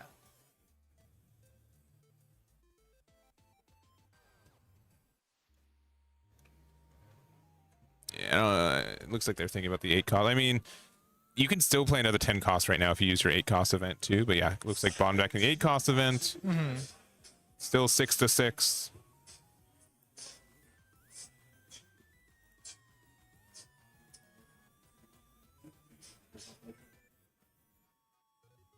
Yeah, and just 1k out of the 6k pressure. And pass? Or no? Yeah, we got 3 left open. I mean, you have to get rid of something if you do end up playing something. It looks like gonna bounce law back to hand. Yeah, nothing there. And then you fail, you play the blocker. Yeah, play another blocker pass. So I mean, we still have 3 blockers left open. Okay. So I think that play was fine, actually. Yeah. But you still got a lot of pressure coming on the other side. I think you just swing face with everything. Yeah. And I only say this because you are at 2 life as Fernando. And like because you are swinging face for pretty big for everything, especially with your Dawn usage, you don't really need to play anything else, in my opinion. Yeah. You get rid of all of their blockers this turn, and what they're left with is Bonnie, Cavendish, and Leader, and you won't be losing to that. No, like even like Cody Jones or Dead Man's Game, that's gonna be which is another reason why you swing. Yeah. It just means like it's not enough for when again. Ace generally is just super healthy. They're going to be able to draw 3 cards defensively, right? 2 life and an extra from leader effect. Guaranteed 1 card in hand is a 2k, and there's the pudding. Oof. That's a tough one. That's a tough one. I mean, like Braden's hand wasn't that great because he had like 2 or 3 restand laws anyway. Yeah. But yes, that does feel bad after having or seeing like a ton of searchers and catering your hand throughout. Forcing the law right back in there as well. So, yeah, that one is a little tough because I think it really sets the stage of like trying to take game here too, or at the very least, like I said, getting rid of all their blockers. And this is kind of like a proponent of like stunning their Dawn response, right? Like it's like, okay, well, if you didn't stun the Dawn, now I play Bonnie. And now I have the remainder of my Dawn to kind of swing out. So, all right, I didn't want to say it until we got the hand. I'm like, all right, there's like you haven't seen yellow 7-drop law all game. Chances. And now we're gonna see when we need a little bit of defense power, we're just gonna see all of it. But ended up not happening. So. Yep, and not committing any Dawn here. We might be playing just like the Marco. You know, it looks like we're still defending. Yeah, because Jozu and Yamato would have had swung. There's 2 more tax max. Yeah. Which I mean, I guess technically Garp can go in as well if we really want to. It's a 6K attack. That's still formidable. Sure. This is a 7K. That's a word for it. We'll go, looks like 2-1.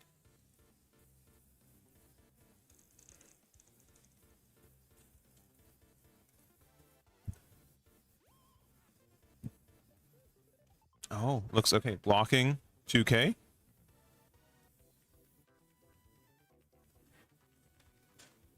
We've got the new gate attack still.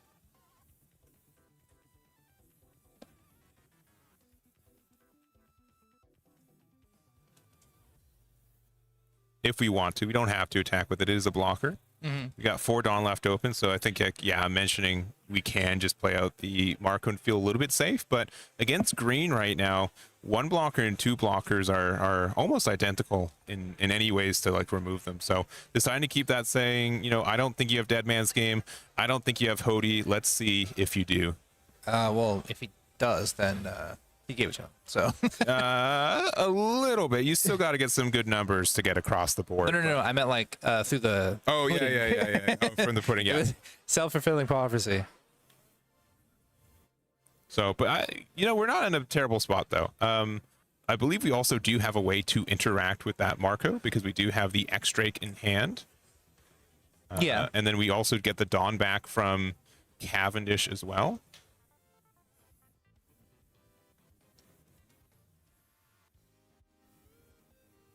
So, I mean, we'd have to see what the numbers are, but I think there's enough of a chance to, you realize that you're going to lose likely next turn. Probably got to push some damage. Yeah. Oh, but I'm surprised. I'm really surprised they didn't use the X-Drake. That can rest the Marco blocker. Sure. Right now, I'm like, you know what? Fine. Marco block. Let me go for it. Yeah, I think you just get the value out of it. Let me draw 3 cards. Yeah, you get the value out of it immediately.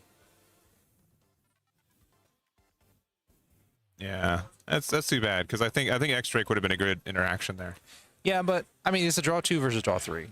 Yeah, but you get out of 1 attack. Cavendish, you need rested Dawn to be able to react. So like for 1 Dawn to rest a blocker, yeah, that's true. That draws 2. I think I would be not bad. It would not be terrible. Yeah. Maybe because we're at the character max, we didn't feel like. And let me Bonnie. It's been a second since I saw X. You pull that up. Let me make sure that Eggman's not in. Yeah, you. Numbers equal or less than your opponent's life cards, rest of something 4 or less. So unless it's not a 4 cost right now. Yeah. Unsure. Yeah. We swing A here. Still have a leader effect. We do have 3 new cards. We're going to take the free block. Stay at 2.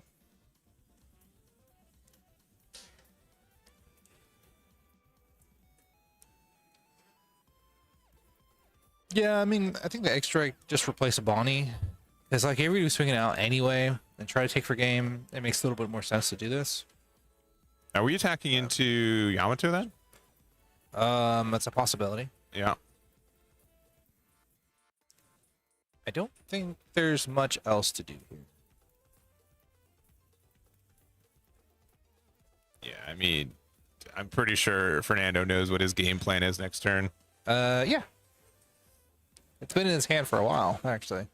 Yeah, all right. We're going to play this Bonnie out off the law, play it again to rest the Dawn. So, all right, okay. Preventing Roger from going again. That's fair. That's fair. He's like, I know I can lose to one things immediately, so let me try not to lose to one thing immediately. Sure. Drew into another Marco, by the way. That's good. I mean, I think that's good. I mean, if you're not, you may as well just continue to draw cards and play the seesaw. Wait, no, what? Teeter-totter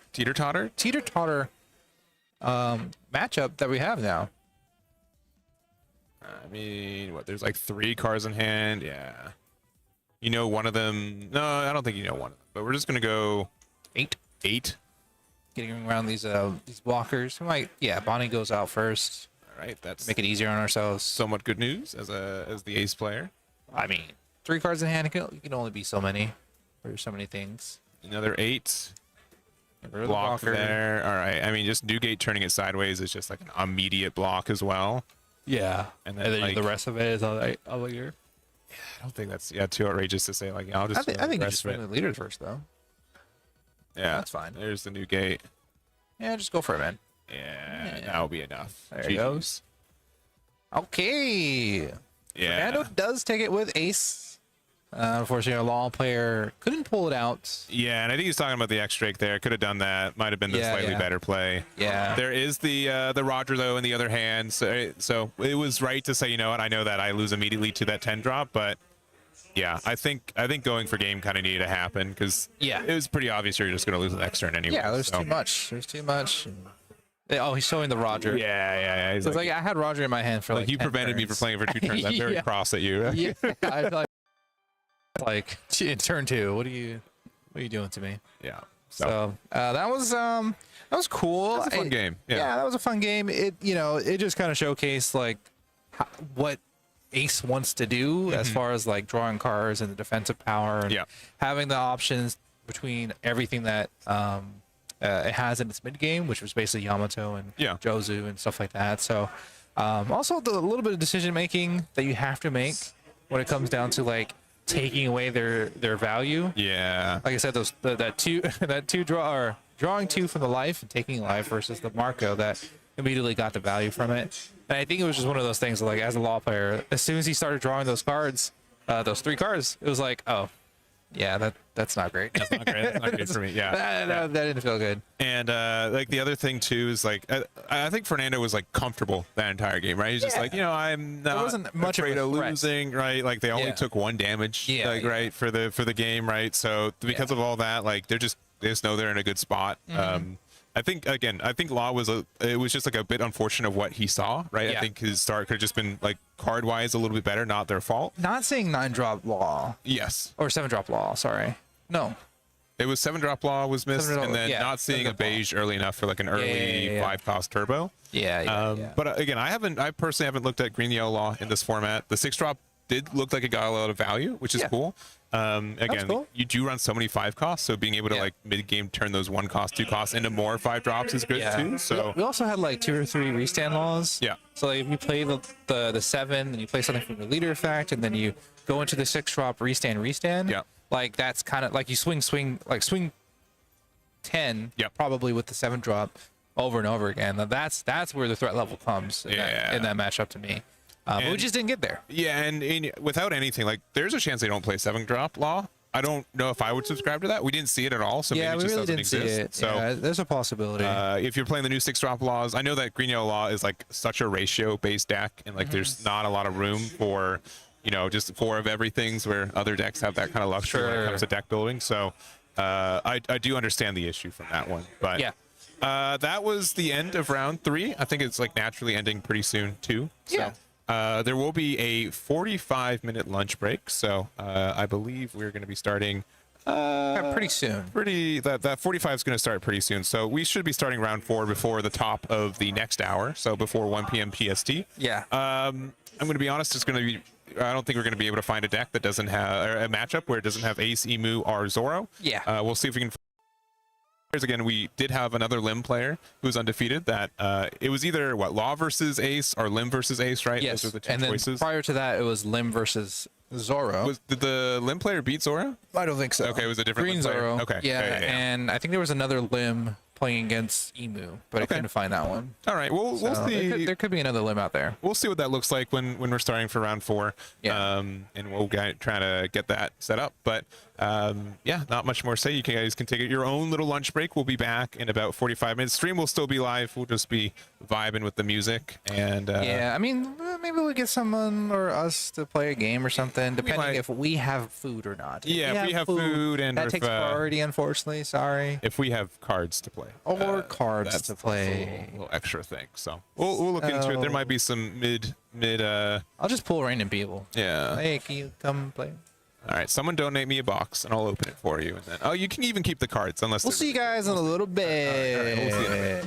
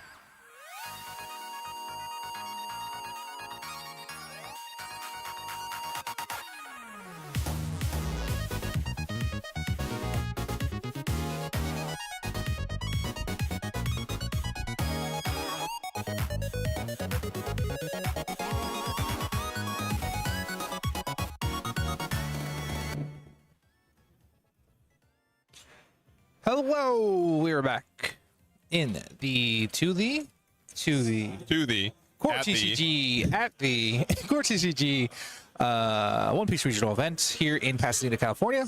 We are actually going into round 4. We just had a 45-minute lunch break. It went by pretty quick, actually. Don't watch the exhibition game. Do not endorse that.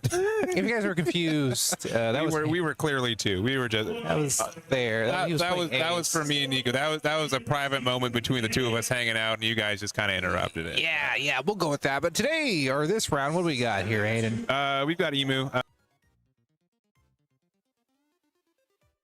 Playing in the southwest part of America. He's been playing a lot of events from Arizona, good friend of mine as well, and one of the most consistent players I know. So playing Emu, quite the force to be reckoned against. And then we do have on the other side Smoker being played by Jason. Yeah. So this is red-green Smoker, undefeated, and it's going to be a very interesting match because I actually don't know how this plays. Well, I'm trying to think of like the cards that actually play well into Emu. Yeah. So I haven't really seen this matchup either. I feel like I've been saying that for the last 3 rounds. Well, I mean, to be fair, we have seen the matchups that actually do happen, which is like the main matchups. Yeah. And like some fringe stuff. But this is not like really on the bingo card for fringe stuff for me. Sure. It's sort of like if you play Smoker, if you like the deck, then you're going to try to make it work in this meta. And, that's not going to be a very common thing to see. Yeah, but I do think like we do have a good amount of aggression. Also, just the fact that green does have the ability to like double rest blockers is good enough against Emu a lot of the time too. So there's potential for some banish. I think Sanji on 3 is probably one of our better starts here, and we're going to pass it back to Clay on 4. Yeah, I think that's really good. What is going to be the name of the game? It's sort of like playing Zoro, or at least like having access to the same sort of cards. We're going to take that first card out of our life and going down to 3 already. And we might see like a Dead Man's Game or whatever it may be. Yeah, but we do look at the top of our deck. We can get It Never Existed. Just such a really good defensive card. Even if they try to hit you with like a 7k banish or something, that card's incredibly strong for getting out of the pressure that Smoker likes to do. Just, again, Searchable Rad Beam has been kind of the way for it. There might be a decision where there might be a card I need a little bit more. We're gonna get another blocker. No, it looks okay. It Never Existed. Yeah, I think this is it's just the easy pick. It's not the worst card to pick up, and especially when you're gonna pass with 1 open here. If they do have any like huge amount of pressure, you can just get out of it. Oh, we're actually discarding it at the same time. So interesting. Yeah. Do we have another one in hand? Yeah, they do. Yeah. Oh, okay. But I would kind of say, green, you do have like this weirder thing where you have to be like a little bit worried that they can tap you down Dawnwise. Yeah. But we're just going to take the 5 right out the gate. We're going to go 6 here off the Sanji. We're going to get 2k with the Shirahoshi. And we're going to be playing after that. Yeah, we have 3 now open. Oh, and playing into Sanji? No, this is the Smoker into Tashigi. Shigi. Yeah, just both the alt arts for it, but yeah, kind of the namesake for this deck. One of the reasons you play it. This combo is really great as well. It's a 2-card combo where we now have the 7k banish attack. We have just access to essentially 3 extra Dawn every turn now, and we have this Tashigi that really prevents it from being removed at the same time. Oh, I was looking at the Tashigi. Sorry. Yeah. It's both. Yeah, both. All right. So protection with banish, looking pretty good. Yeah, this card is super annoying. It's a 5/7 that has banish, and it's just the activate main becomes more and more relevant as the game goes on. Yeah, and Tashigi having protection for it is tough too. It's not impossible for us to attack over it at the same time, especially with this Venus Juro that we're thinking about picking up. And I think this is the game plan. Like we see Jason here, like I've done this many a times, dozens of times. This is the setup that I want against Emu. Like you swing into the Sanji, you get the draw. You have to take care of the Tashigi in order to remove my my Smoker that's going to be swinging every single turn and be very annoying. Otherwise, like, yeah, I mean, this is just a pop target either way. Yeah. And we don't have to be aggressive against against this deck. Now, Sanji is a 4K due to the effect of Smoker, but they're just going to let it go and get the draw. We have 4 Dawn left open. We still haven't used our stage effect either. With us being at 6, if we end up having the... Oh, man. Mars. Yeah, Mars is the one, the blocker that... Yeah. I believe it's Mars. Mars would be pretty good here just to get rid of the Tashigi. Pop and blocker? Yeah. Yeah. I'll pull them up for you. Because we can use it for 3 off our stage and then still have 1 open for it never existed. Yeah, that's not a bad idea. I think taking care of the Tashigi as early as possible would be best. Sure. And we do see another Smoker in hand as well, so we might see another one come down. Double Tashigi would be very annoying. And we are gonna... I will say, Clay is a thinker. Yeah. But generally it's to a point where he gets what he needs, so, or, you know, makes the right play. Yeah. Getting rid of the it never existed, though, is a bit interesting. Another one. Because it'd be moderately good here to get out of the Smoker banish attack, but... Yeah. Yeah, it is also a card that can be stuck in hand sometimes, so... I mean, we have a blocker. It's not the end of the world. It can be rested. But I don't know. Not sure what the game plan is for Jason just yet. Got rid of the Tashigi. Got the draw from Sanji. Like I said, we have another Smoker in hand. Yeah, it looks like we're at... yeah, we're at 7 Dawn, so we can do things where we can be a little bit healthier. Mm-hmm. So we're just going to... yeah. So we're going to use the I'm losing my edge. So it gets a 1k out, and then you get a 2k. So essentially, it's 1 card that let you get out of 2 attacks, or will essentially let you get out of 2 attacks. Mm-hmm. We're going to use Smoker's effect to get another Dawn open, but having 2 Smokers out is pretty nasty. Yeah, I think having 2 Smokers is going to be the play. They still have 5 Dawn left to use. And these Smoker effects don't stack, so They do not. you just get the extra open, and trying to decide what we want to do with the 5. Yeah, it looks like we're thinking about the blocker Sanji, or sorry, blocker Chopper. Yeah. Yeah, that's fine. He gets a little bit of extra, right? Yeah, so it gets +2 and then +1 off leader, so it's going to be a 7k blocker. Just absurd. Yeah. Just absurd for 4.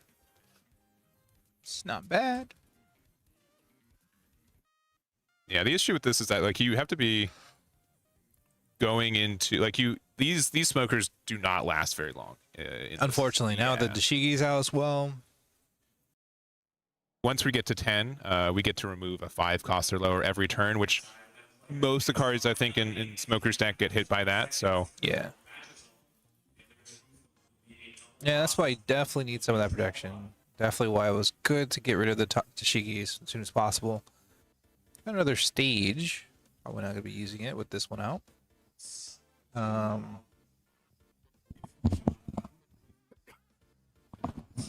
going to use our stage effect again. We're going to play another Mars, so discarding the Mary Joie to get rid of the Smoker. Yep. Yeah. The rested one. Yeah, just, you know, you might want to attack into it. Yeah. Oh, no, we're just keeping the alt art. Yeah, we're respecting the alt art. Okay. He's like, yeah, you can have the alt art, man. Yeah, also shouts to Jason with the full Smoker Dawn, too. That's fun to see. Hey, that's nice. Meanwhile, Clay's been using the same Dawn since set 1, it seems. I have the same set. Setup. I was looking at them, and they're definitely be listed as moderately played. Oh, okay. Yeah. They're... I thought you were gonna say that like they're like 10 times more expensive. Oh, no. They have not been hit by that curve. But we're just gonna get the draw off the workery there. We've got 1 Dawn open. We've got 2 blockers up.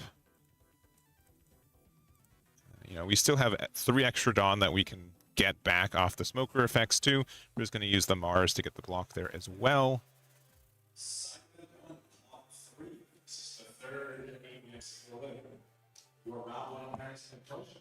Oh, okay. We're going to use all of our Dawn here. We're going to play 9-drop Zoro. All right. pretty spooky here. They can't really interact with that, right? No, It's like really nothing to do. Yeah, it's very very tough for any interaction here. And we're actually going to attack 5k with the Sanji here, so we can get a card out of hand if we want to. We can block and lose it. We kind of want to keep the Mars out just because we know we can use it to get rid of. We can just use it to attack, and then bring it back and get the card draw off the Emu effect without having to lose a card in hand. So yeah, it looks like we are just going to discard a it's a 2k to get out of it. Interesting. All right, and then we are playing out the 2-drop, which again will protect our block or our smoker. So this at least means that we can get rid of the Tony Chopper. But Jason's really had. But we swung with it, so we're very aware that it's going to be gone. Yeah. What can you say? I was going to say I can't think of another card that Clay could that Jason could have drawn to get out of this situation. Like he's done very well, very good job at very well. Probably it just shows like how much Jason has probably played this matchup, and as well as his deck. Yeah, but I would also say very fortunate. I don't think he's had any surge potential, but I think he's seen every card on curve as he wants to. Yeah. Sanji into Smoker into Smoker to Shiggy into the next turn, another Smoker. Yeah. Chopper, and now you got Zoro and Kyoshiro. Right, yeah. Yeah, you can't ask for anything more, I think, from Smoker. You did. And we played 5 cards. Yeah. Maybe we have to discard a card from hand. All right. Oh, okay. All right. Never existed. I think this is our 3rd copy. We have discarded at least 2. It might be the last copy we own. And hey, we're probably gonna keep it. We are going to discard to get rid of the Kyoshiro blocker there. So the protection goes away. Yeah, and then we have the Smoker. Yeah, well, the Smoker is at 8k right now, but we can attack into it and give it the minus. Yeah, with the Venus Shuro here. And Law, or the Zoro is good, but when they still are playing 2 blockers, right? It still missing out a little bit. Yeah, especially in this particular deck or against this particular deck, it does feel a little less good. I mean, if you somehow play out 2 Zoros, though. Yeah. And what, right? I doubt that's gonna happen though. All right, we're gonna go 10k into the Smoker, so this will be 10 to 6. It's quite a lot. Gonna go. Get rid of it. Oh, I see a card. I know. Yeah. I saw it. I didn't want to say anything yet. I want to. It's gonna go 5. Ask for cards in there. Yeah, now Emo is at 3 life, so we're still in an okay spot, but. Yeah, I mean, if Clayton was at 2, I'd be a little worried. But with a Dead Man's Game in hand, like we're gonna feel a little hurt next turn. Yeah, if he feels confident to go in, he can do it. I don't know if Jason will be able to win. That's the thing, right? Like you can like super go for board, but like that doesn't really matter. Like you can play more blockers, but that still doesn't like do that. Like I mean, this is the scenario, right? This is what emo makes you feel like. Yeah. Is emu just gets to it's Groundhog Day. Yeah, you just get a lot of effects going off. You get a lot of bodies on boards, and even just like 5k attacks is already devastating for a lot of decks, and then there's 7k, and just everything else associated with it. What are we deciding on? Taking life? Okay. Yeah, we're going 5 into 5 right now. Gotcha. I think you take it. I think next turn is your last turn. I kind of agree. So like your life doesn't really matter. I mean, there's some triggers, but like I don't think Smoker really plays that many.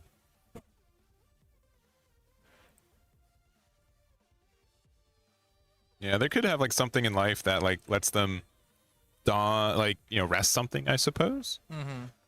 And actually, this might be a 6k. I don't know how many cards are in trash. So that could make a bit of a difference. With the field effect or yeah, with the empty throne, yeah. Yeah. I'll pull it up while we're waiting.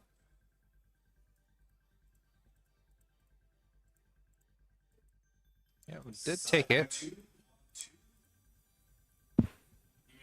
All right, takes the 1. All right, so this essentially is saying, I think I can win this turn. I think I have enough pressure, and let's see if Jason is correct in that. I just don't think it makes a difference if you're 1 or 2. I kind of agree. You know, Oh, but we have like the super mega combo. All right. which is double. No, but we also have. Let me see. Let me bring it up. I don't want to say it because we're kind of close to them. Let me make sure. Let me make sure that we're not. Nah, they can't hear you. Let's see. Nah, you're fine. You're fine. Yeah. Yeah, just say it. It's Sanji. We got a Sanji in hand. Oh, that gains. It gives something unblockable. Oh. So Sure. what you can do Uh-huh. is you can Dead Man's Game. Dawn. You can make the Zoro unblockable and then attack 3 times unblockable. But that isn't enough. No, it's not. It's not enough. Yeah. So that's what they're aiming to do next turn. Yeah. Yeah, I don't think there is a next turn, though, so. Yeah, which may have been why they had the decision of, staying at 1 life versus 2, right? Yeah. But we didn't, I don't think we had a 2K to get out. If the 2K might have been the Sanji itself. Oh, Means that we lost the combo, so like it's tough. All right, Dead Man's Game. I like this though, because this means that we can do 2 attacks in the leader, put them down to 1. Oh, did we sing with leader already?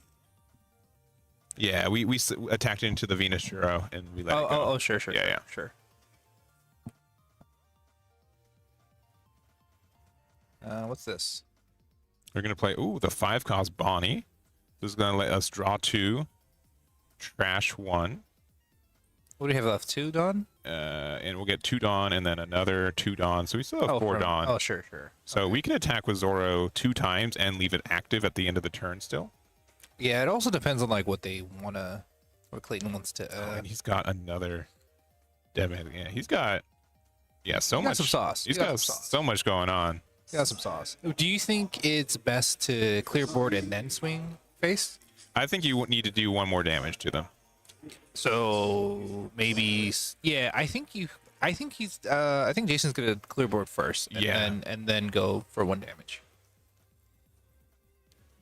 I think that's what's happening here. Yeah. And sure, like just keeping it in rest will be a little weird. But I don't think you really need to worry about that. Yeah, if he's not attacking again, he made like a tiny misstep. He could have just tapped 1 on the attack to restand it instead. So he'd have 3 open right now. But I think the consensus is that I want all 3 attacks. So yeah. I think that's probably what we're thinking of. Oh, and then where is this going? I don't know. And we also didn't tap the on when attacking effect. So, Yeah, so that the guy is tapped out now. Unless we're like deciding what we. Yeah. Okay. Okay. All right. Yeah, I think that's what it was. Another defensive event. Blaine only had 2 cards in hand, so one of them could have been, but it only matches. So I think that's what we're trying to like. Oh, we're doing decide. 1 more 9K attack. Wow. And I think that's going into our boy here. Yeah. And then we need 1 more. Yeah. We're gonna. I guess it doesn't matter 5, since yeah, it was the same math. We have Alright. 2 blockers, which is fine. One of them can be removed. But we're not gonna play 5 others or anything else like that. We still could. But these are 7K attacks, so you can honestly. No, I meant we're not doing it first. Sure. So like the blockers will get it, Yeah. some value. Yeah, but the issue with this too is that we can do these 7K attacks, and then if they have to block it or what have you, they can still, you can still just pressure the Zoro very heavily. That's kind of the issue with leaving the Zoro rested here. That's what I was saying earlier. I was like, I don't know. I think you just block these next 2 attacks, right? Yeah, but then if they do, then you have like a free shot with Venus Churro just to do the damage. Yeah. Like, and by damage, I mean like remove the Zoro. Yeah. I mean, it's gonna be what 7 to 7, and then Yeah. The other thing is that that if they play Mars, you're gonna lose another one of these blockers too. Yeah, though that's what I'm saying. Like that's why you block the next two, because you're gonna lose one anyway. So if you block one, you may as well get the value. But it looks like we have enough to get out of that. Looks like we're going 9 into Zoro. We're gonna say I think that last card in your hand is dead, Yeah. and that might be the right read.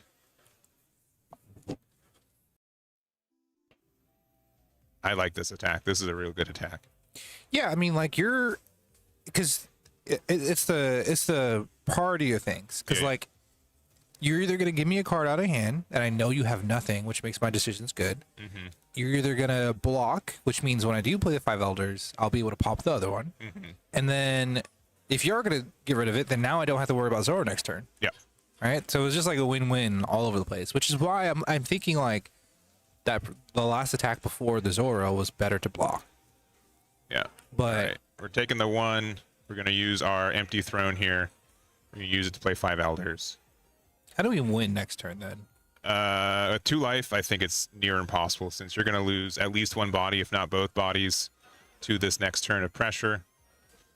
Yeah, because you're gonna have to block one of these. Yeah, you will. Because your hand wasn't playable before. Yeah, and I think the issue is, yeah, we just had. I think we should have blocked Yeah. beforehand. I think we should have just got the value. Like these blockers were gone. It's either that or we could have left more Dawn open for defense against. Our hand wasn't good as Jason though. Yeah, but I That's the think thing. It attacking that wasn't- one more time with Zoro. I think if Zoro was left active, the game would be in a way different spot right here. So we're going 9, and then the chopper turns into a 5, and yeah, we're just gonna pack it up. Yeah. There it is. Unfortunately, our 3-0 red-green smoker did not take it, but Clayton did. Yeah. My man with the undefeated emu. But I think that was really close, and I think it really kind of showed what Jason was trying to do, right? And sincerely, if you're not, I think Clay played around those cards, right? He played Yeah, around he the options. I mean, he understood what the board was. Yeah. And understood where his opponent was pretty much 95% of the time. Yeah. And I that was just the way that he took hold of the match and was able to navigate around it. Zoro is no joke. It is not. No. It is a very scary card. It's being played very often. I think after playing this format a little bit more, my only issue with it is that, all right, you're going to spend 3 Dawn to attack with it 2 times and keep it active. But if you attack that 3rd time, it's so easy for Emu to remove it on the next turn. Yeah. Right? They can just say, well, I'm going to make it a 7k with my Venus Juro attack, and then what do? Right? Cry. So it's kind of shows what happened. I think if Jason maybe left some Dawn open and left the Zoro active, he could have had maybe another turn. That could have maybe been like what got there. But like getting rid of a 7k attack coming on the next turn was good too. So Well, the thing is that like if he didn't swing with Zoro, he would be at 3 life, right? yeah. Well, no, if he swung at life with Zoro, I think, right? I think that last Zoro attack got rid of one of the blockers. The bodies. Yeah. Sure. Yeah, I think swinging first to life and see if they take it with Zoro was the move. Yeah. Pay 1, restand, and then yeah, I mean it just would have been nice to have like we had like you need a Zoro to take game. You do. But we just didn't have anything else, so there was nothing to do outside of like after you lost the blockers in the past turn. There's nothing else that you can do. Yeah. So No, I agree. no, I get it. I was just trying to figure it out in my head there, but no. Yeah, and it is weird because like he had, double smoker, he had Tashigi, he had Kyoshiro, he had the protection for There's it. a lot. He started out real good. Yeah. Real good. And Evo is just such a heartbreaker when right? You're like, oh, I'm ahead. They've got like 3 cards in hand. Yeah. Guys, but I'm ahead, and then you're like, no, wait, they get so much value off that. You What know am I that supposed to second do with sentence you just said, I don't ever think it's like ever. No, yeah, Like yeah. Hey, they gotta like play a 10 drop and discard a card from hand, right? True. Sure, they get to draw another card, and then like you discard another card And pop something. It's fine. It's fine. blockers. It's okay. So, but I'm happy we're able to find that match and we're able to show. It was a off. cool match Yeah. because like it really did start out well, and I think as soon as Zoro did come down, there was definitely a chance to really take hold of the game. Yeah. It was just one of the things of like could I have done something a little bit differently to be in a different situation? But Emu has like so many tools in its tool set, right? And that's the whole point of Five Elders. Like every elder, every card in its deck does something that is very prominent to like any matchup. So. Yeah. It's strong. I don't know if you're learning that for the first time, then it's Sorry, that's no, not even you, just like any viewer. No, yeah. No, either way, it was a good match. Happy to see Red Green Smoker get a little bit of play time. Yeah. And we're going into round 5 now. So we're probably gonna get halfway through. Yeah, we're halfway through, more than halfway through at this point. Yeah.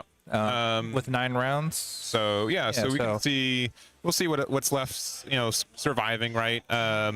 We haven't seen Green Zoro yet today either. We've seen Ace and Emu, so that plenty of those still around. Yeah. So maybe we'll see something with Green Zoro and something a little less common. Maybe we'll see another Emu, who knows? But we're gonna go ahead and take a break and then go see what we have. Yep. See you guys in round 5. Okay, I don't know where the button is right here.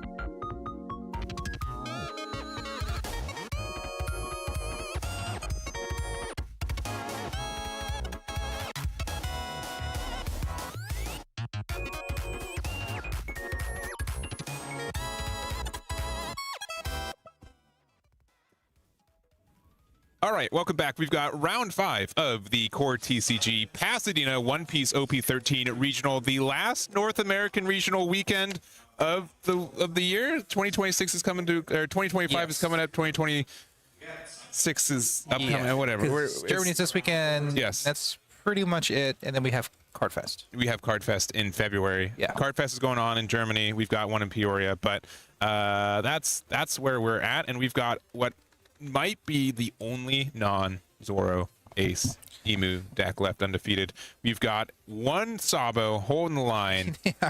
our Ace player is really reading that leader too. Yeah, which just making sure. It's a little bit of a buff, right? Like just like, oh, they're unsure how it works. Sabo makes a lot of numbers. Like this whole deck is like, hey, don't worry about the printed number on my card. It doesn't matter. and it also like with cost, right? And boosts. Yes. Everybody gets a boost, and sometimes you just forget that, like, oh yeah, you were a 10K instead of a 9K kind of thing, or whatever it may be.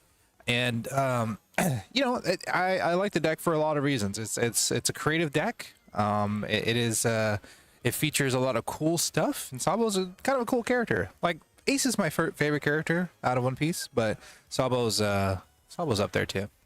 All right, looking at the top 5 for a Revolution Army card off the koala here. Yep, this one. Or sorry, top 3. Top 3, and you trash the rest, which is really good for your dragon or other cards that might use it. Yeah, this is the second Sabo player we've seen on stream today, and we end up putting a 2K Sabo and an 8-drop dragon in the trash there. First one is against the Marshall D. Teach, which again has a tough matchup when you can't get all of your play cards that get around it. Yeah, we're gonna go with the Izu, Yeah. Izuwa. Look at top 5 for a Whitebeard Pirates card. I think that was a giant, or not giant. Red Rock. Yeah, so Red Rock. I think that's the only thing that's not. No, there's also an Uta. Yeah. There's Uta. So we have the event, but we got the Marco instead. We are going second, so may as well play on the following turn. Yeah, because we have nothing better to do. Sabo doesn't immediately get rid of it. We do have like the hack. The hack on 4 does kind of pressure the Marco, but you're still drawing cards off the getting KO'd, so you're not. You draw the card, so it's like whatever. Super upset. Otama here is going to let us draw 2, trash 1. We're going to get pudding out of our hand, and we're just going to pass it back. I would have kept the pudding, because like we talked about it before. Those 2 first cards out of the life for Sabo, because you are a 4K leader until you are at 3 or less. Those are pretty much draws. So like if you start swinging, they're going to take it. And if you put it in the right time, it's going to be pretty good. And there's the hack that we were talking about before. John's going to go ahead and read it. Basically just says if you block and it KOs, you get to pop something 4 or less on their end. And it does have that +4 cost as well, which basically means your Sabo will be able to get the leader effect. And we're going to go a 6K due to us being a 4K leader right now due to Sabo's effect. So we're going to get a 2K out and pass from there. All right, we are going to be at 4 Dawn. Again, I think Marco's probably going to hit the board. Quick 6K across the way. And yeah, there's that Marco. What a good card. Came out in PRBO2 right before this set released. Has seen play since then. No notes. Great card. Yeah. Personally, you don't really need to swing, but we're going to do it anyway. This is a 6K swing because hack is on board. It is an 8 cost. Yeah. So you could block with Marco here to be able to get like the double draw. You know that you're going to lose it to hack anyways, so you don't get the triple draw though. So. No, you don't get the triple draw. No. So we're just going to get a 1K with the Garp and pass. I think like still attacking with the Marco here is fine. Mm-hmm. Oh, but we actually we had the opportunity for a bit of an interesting play. Oh, we're going to leave it around. Interesting. All right, if we did this play, I would 100% have played the Joe. Oh no, okay, sorry. The hack has +4 cost. It's an 8 cost. Yeah, it doesn't target it. And I think. Sorry. I think you take this. Yeah, but That's fine. We're gonna you return. get your 1 drop and This is the other 1 drop. Yeah, maybe a misplay. Oh, okay, okay. It's just okay, like a okay. draw too. Oh, okay, So I was just making sure. it's fine. But again, I'm a little bit surprised Hack has made it throughout the turn. I'd be moderately interested to get rid of the Marco with its effect, but Yeah. at the same time, like, this is another attacker that can exist. They don't really have a great way to get rid of it anyways, because it is an 8 cost. And yeah, we're gonna play out this Sabo here. So Pretty much the heart of the deck. yeah, Gives any character, not itself, +2 costs. And it has a blocker. And it's an 8k blocker because of the leader effect. And Yeah. gives its leader Arrested Dawn. So that's exactly what happened here. This is why I kind of wanted Nathan to go down to 3. So that way they can use leader effects and stuff like that. But it's going to be a 6k swing.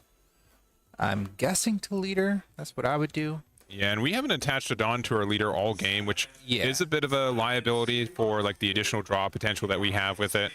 Which I think, and you know, these guys are undefeated as far as I know. But I think that's why if you have a Yamato is a better play than Jozu. But I think because we don't have a Yamato, that's probably what happened.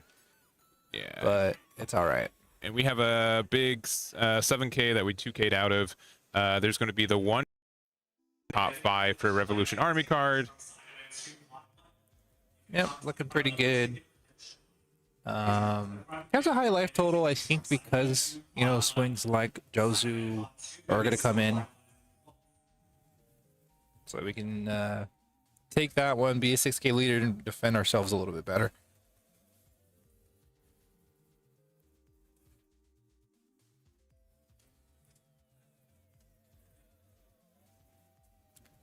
All right, we're gonna go ahead and grab another 6-drop Sabo.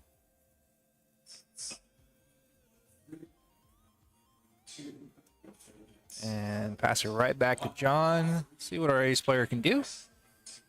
Drawing for the turn.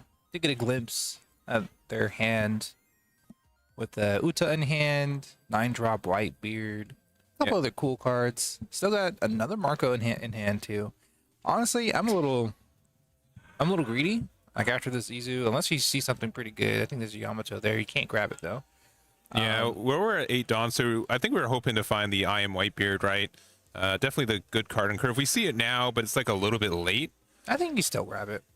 Yeah, because you can't like Everything else is not that great. So I think you still grab it, and then you play out another Marco. Yeah, because you can't. Just swing out. If you could have gotten the Yamato, that would have been good too. But it's not a Whitebeard pirate, so Yeah, you can't grab that.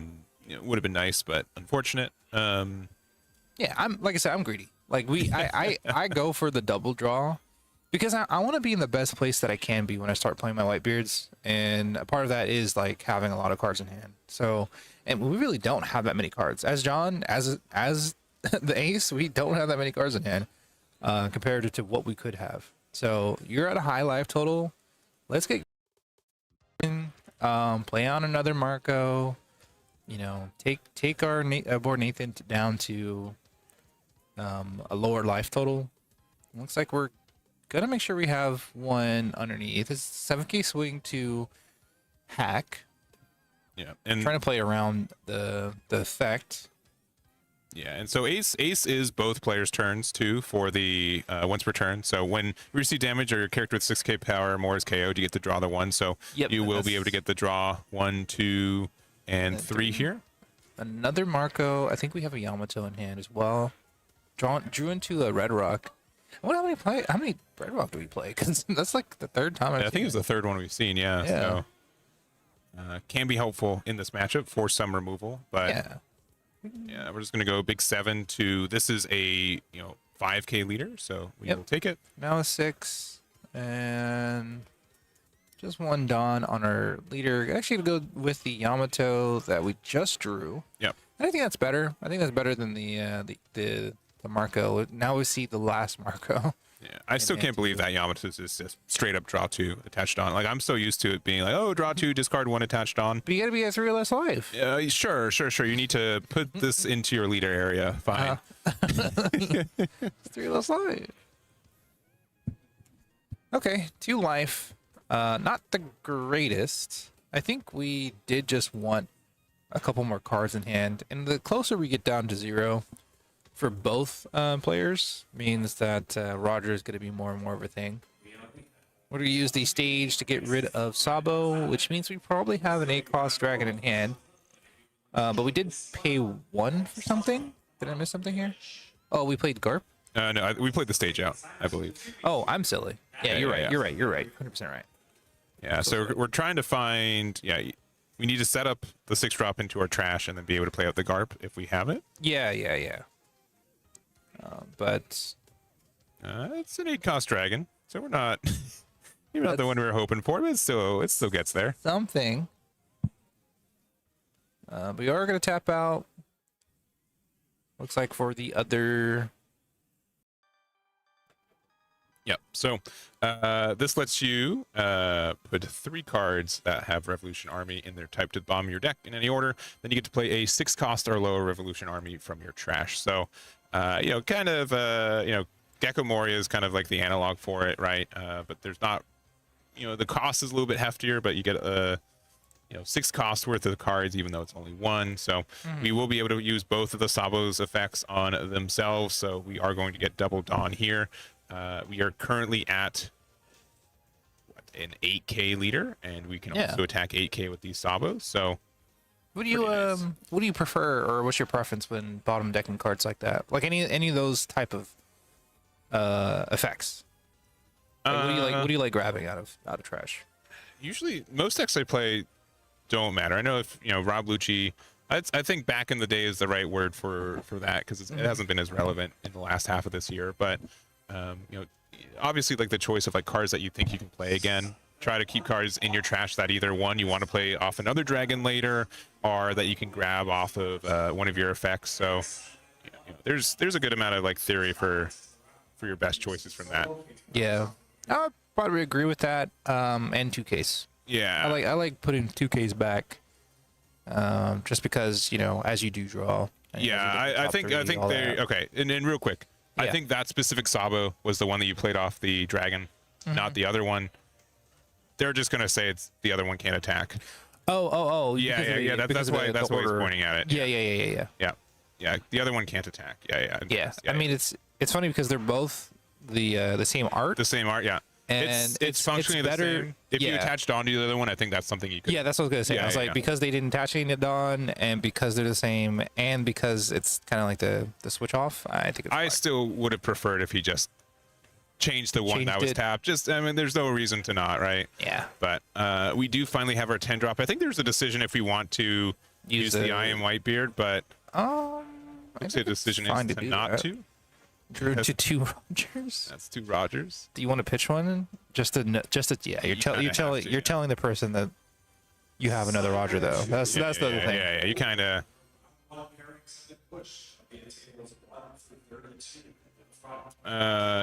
Both have to be the same spot. Yeah. It is also up to 2, I believe. So yeah. You can place 1 and miss that trigger. But honestly, like we talked about this beforehand, this matchup's, I would say, a little weird because what it really boils down to is that both of us are going to have a lot of blocks, pretty wide board, and 1 life. And it's just like playing a game of chicken on who's going to try to go for Goldie Roger. I think most of the time. Both players can play it. And both players' end games are kind of similar. Again, like kind of meaty attacks that you're able to have a lot of blockers around, and you need to make sure to defend it. Yeah, no, I get that. I'm also playing Kerosene, though, which is pretty cool. Yeah, we were talking about to Sos about it, like that against Ace. If that hits the board, they really can't remove it that easily, and it's just another card out of hand at return. Yeah, very interesting. As we get a hack, I'll pull it up for people who may be curious. Yeah, and we do have the new gate as well. Yeah, this 10-drop's pretty insane. Playing it for 10 is insane, but playing it for 8? sure you'd have to quote unquote discard a card for it, but like Nah, it's still there. because you draw. Yeah, because You go pretty much even. yeah, it's draw 2, discard 2 essentially in that sense. We're gonna get Stussy off the 1-cost Garp, and you know what? I think we're going to play it immediately. So. play Stussy originally.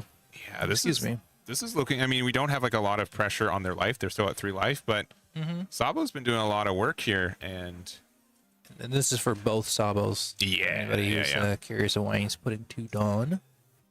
So again, everything has plus 1,000, including leaders. So this is an 8K leader. We're gonna go 8 to 6. Which hopefully Nathan did declare where he's putting the cost increase to, though.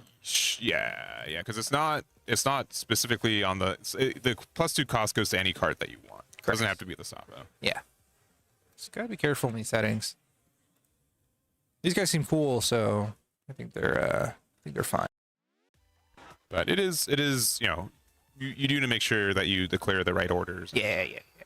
And go from there. So this will be a KO. This will be the first KO of the turn. So you do get to. Oh no, you got the Whitebeard. You drew off the Whitebeard. Yeah, my bad. Yeah, it's just my dream scenario that Stussy says send it to the trash, not Yeah. KO. Which is cool. Got another. Okay, we're just gonna, Gonna we're do just gonna it. play it. Yeah, just why not? Yeah, We have the 9 drop in hand, I think, not a 10 drop. we might actually Yeah. use the effect to take a life too. Yeah, I think you 'cause do. We've been starved so much for it. Was it better to have a Dawn attached Dawn first. underneath first? I think it probably was. Yeah. Let me make sure. I think it says specifically take damage for Ace's effect. Oh, it's gonna take life. And It probably is take damage, actually. Now that I think about it. yeah, take damage. So you Okay, don't take damage. Yeah, from that okay, effect. that's Yeah. fine. That's fair.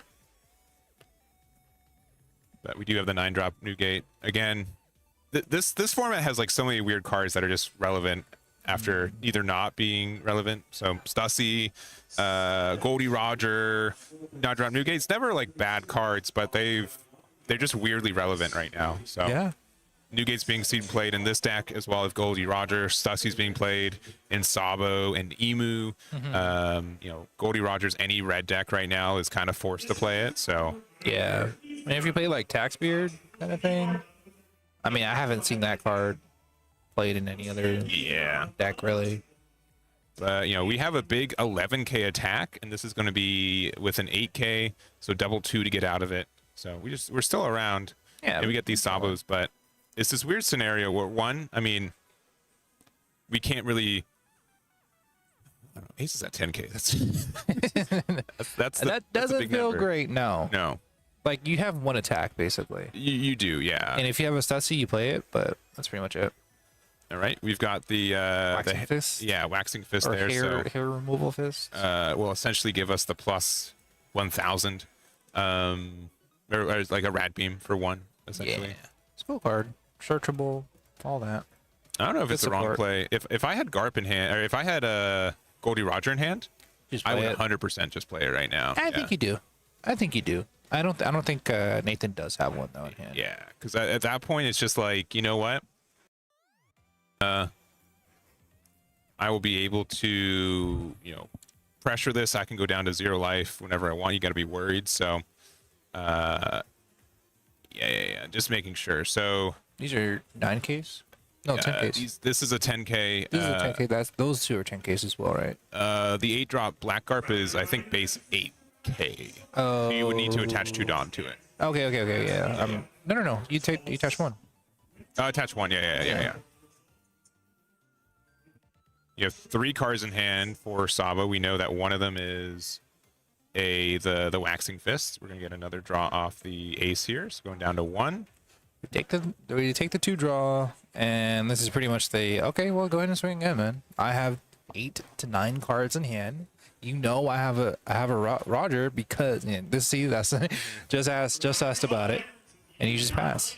And the issue now is trying to survive with 3 cards in hand and 1 life. And sure, you have blockers, but you really don't want to. You really don't want to get rid of those. Yeah, Because they are great attackers. and you kind of have to block early, right? You do, especially with Red Rock, etc. Yeah, because like if Goldie Roger, if you take the first damage and then you just Goldie Roger, yeah, sorry, yeah, Roger. So you're in a pretty bad spot. But the other good part of this is that Nathan has two dragons on. So it's just sort of like a teeter-totter / like bell curve of like, how do I defend early, and what is the peak of your turn for attacks? And as soon as you do attach a Dawn or use a Dawn, then I'm probably okay taking a life. Yeah, but I sincerely, like, this matchup is really this, where both their players are like, I could go in right now. Do I have more cards than you? Do I have the pressure, right? Sabo has way more cards on board, and it's going to be easier for them to press for game. But he still has like 10 cards in hand. They're going to be playing blockers that let them draw more cards too. Like, Do we pass then after this? After we play like a Yamato or something? probably. We kind of need to attach it Another onto blocker. leader. I guess we don't have to anymore. It just kind of misses out on one draw. Yeah. We're going to play Izo here for one look top 5. Nothing good. 10 drop. 2 10 drops and 3 2K. Or sorry, 2 2Ks and a Garp. We'll have to get rid of, but. And yeah, we're going to attach that Dawn so we can get the leader effect when we lose life our character and pass from there. Yeah, this is pretty much it. This is what the matchup is, unfortunately. I don't know, fortunately or fortunately, it doesn't matter. And plus, like we were talking about before, it's just playing a game of chicken now. Yeah, and so we've got double Sabo, we've got Dragon, and we've got Dragon, and we've got Stassi. Yeah, and nothing to swing on the character board. So pretty much John's like, hey, like, go ahead and just swing, man. I'm pretty comfortable here. I mean, definitely not going to be playing Roger, No, because now we did attach one. and that's also like the weird thing about Sabo is like, and I think for both decks, right? You get most of your value when you have Dawn attached somewhere. So Yeah, you're losing out on an extra Dawn on it's everybody. either you poke inefficiently and hoping that you can go to Roger, or you just have to like immediately say I'm not playing Roger this turn. And it is in hand. We do see it, Who? Mr. Roger. No. I meant like who has it? Nathan? Both players, I think. Oh, okay. Yeah, we knew that John had one. I just didn't know if Nathan did. I think the better play was to swing with your dragons first, or Stutzy, and then go into Roger. Because now it's now that John's just gonna go to 0 and get the 2 draw. Yeah. And now we're sitting pretty with the 2 blockers. Well, I think it's going to be the same thing. We're just going to be attacking with our dragons, hopefully getting rid of their blockers. They get to draw 5 cards, and then you just kind of have to pass from there. The bright side is that if John does get rid of the blockers, then the only thing that you have to worry about, I guess that's not really a great thing to not worry about, is the Roger, which is a big swing in itself. And with 3 cards in hand, you don't really have the resources to get out of that one attack. Yeah, so this is still on Stassi attack declaration. So Yeah. So it's just 2 cards out of hand, basically. one more because of the yeah. Okay, swing. yeah, and going down to 7. Okay. We said pass. We did. Interesting. We did. So, I mean, we can get out of I think I would have started attacking with it, even if like they draw more cards off the Marcos. Like, it gives them less urgency on those spots. Listen, when Nathan got this far with Sabo, I'm not gonna down him just yet. I think the plan is to protect, quote unquote, our dragons, because those are the best attackers that we kind of have. And we're just gonna block one of these. I don't think. I mean, you have a waxing face, but Yeah. I guess that gets you out of this with a 1K. Yeah, we're also a 6K leader right now too, so yeah, we're just gonna Yeah, you block just with block. this, and Oh, we save it. we need. That's not enough, right? It's not enough. No. I meant like that's not enough as far as No, counter. to counter that. No, right? Yeah, you're supposed to. Is that right? Let me. Double Yeah, it's an 8K swing. That's a 10. Yeah, right. All right. Yeah, I think we're figuring that out right now. Because Sabo is a 7K blocker. And yeah, I think they resolved it, unfortunately. So that was just a minus from 1 there. I thought he was just gonna block and then Yeah, was not enough. waxing fist, but I didn't think that was really the case. Well, the thing is that they already countered too, and Yeah, no. That happened, or the Sabo going to trash was gonna happen either way. It was more of I was trying to think of like what was the plan there for blocking, and I think if we're blocking, you just let it go. yeah, it just a bit of a misplay with math essentially. So Yeah, we're gonna play a 10-drop Newgate. I think that's a fine decision. Yeah. I mean, it's just we just pass. Like, Yeah, sure, I'll play absolutely. this long game. That's fine. And sure, 2 on Marco. Can't really swing it to Sussy, so I think we're just pass here. Yeah, because Dusty's at 10k right now. Yeah, again, it's just the staring contest continues. It's Yep. really, and unfortunately, I think at least unfortunately for Sabo fans, Ace is doing the thing it does best. It's just drawing a lot of cards. It's playing big blockers, and And that's the difference between these two. it is. Unfortunately, It is. Yeah. I don't think you need to look at your hand anymore, man. I think you just have to play your board. Yeah. There's nothing else you can do. Unfortunately, you have to swing with your bigger bodies and see if he takes the bait or not, which is not really bait. We know what's happening here, as John. I think it was a mistake not to attack a little bit. I mean, like maybe they were worried about. No, I think this is fine because you're in the same place. I mean, there's nothing changed. The only misstep was the Sabo thing. Otherwise, John would just be swinging at the dragons. Yeah. It's hard to say what the minus was. I think if we started to attack board without attaching for Sabo effect and then afterwards play dragon, right, on the previous turn, that might have been the pressure we need. It stinks that they're going to draw more cards off these Marcos, but these also kind of threaten like damage themselves. So Yeah. Well, here's a Garp. Looking for a Sussy, maybe?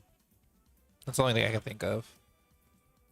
And even if you play Sussy, you have to get rid of one of these. yeah, Either way. just That's looking the at Karasu that we were looking at before. Yeah, it's not going to do much here though. Nah, it's pretty irrelevant now.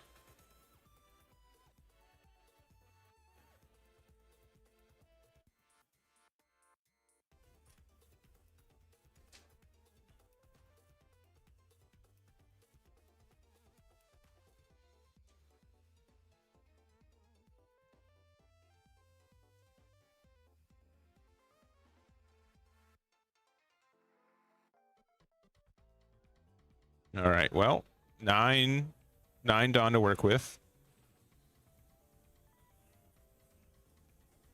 Yeah, with the 10-drop Newgate, though, we've got 2 Marcos. We haven't used our Ace Leader effects, so a draw 3's incoming for getting out of it. Like, the fact that you get benefited for getting out of an attack is a little silly. Yeah. All right, we're going to go 10 into Newgate itself. One of the few things you can do. Yeah, it looks like you trashed Roger for the stage effect, saying, you know what, I'm just never going to play this card out, and I need more counter in hand, so I got to get rid of it.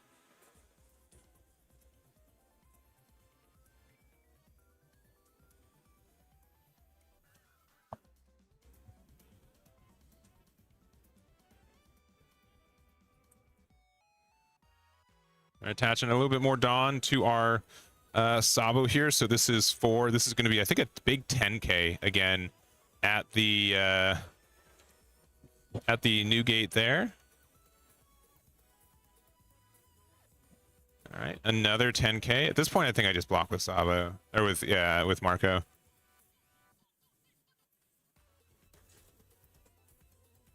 No, all right, we're just going to 1k out again and pass from there. And oh, we do have. I think we've got the red rock left in hand. That should just be enough for us to get there.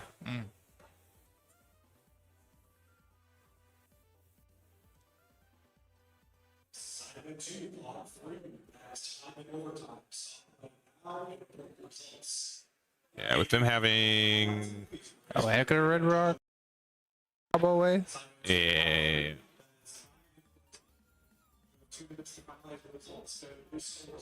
and the top card is a GARP, so no, not a super relevant card. We can go like 7, 7, 7, 11.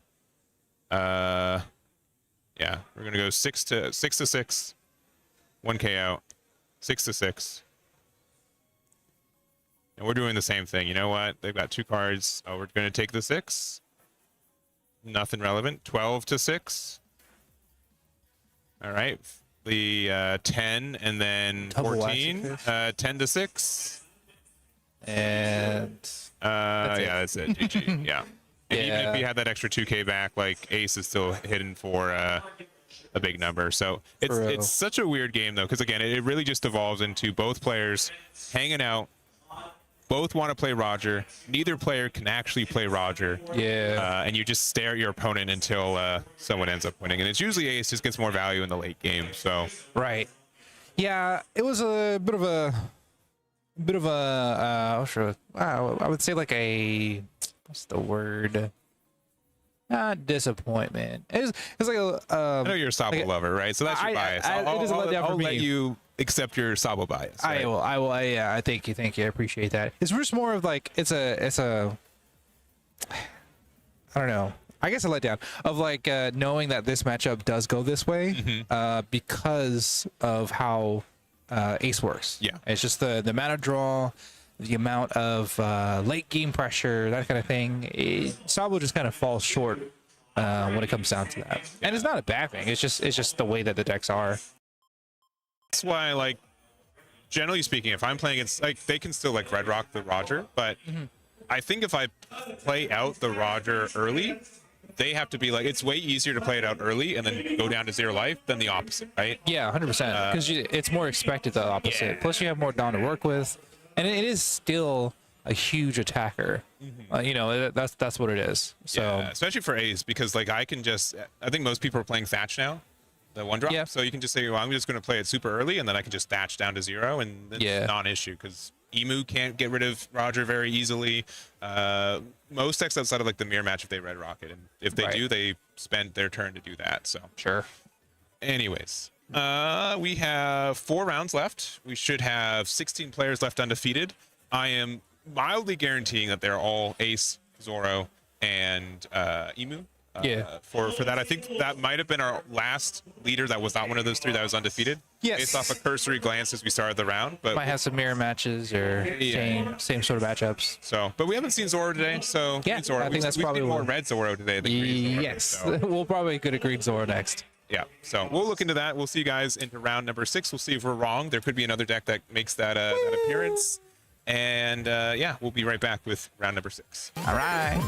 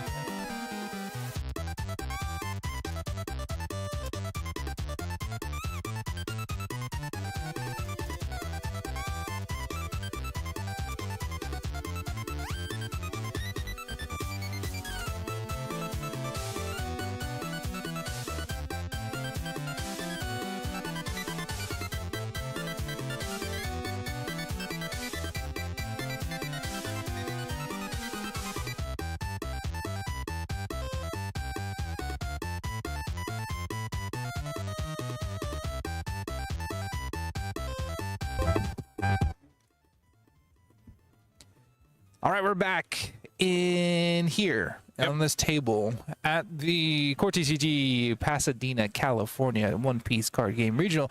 This is round 6. We just went through round 5. Yep. We were gonna get a Zoro, but unluckily enough, we did not. But we do have something else. What do we got?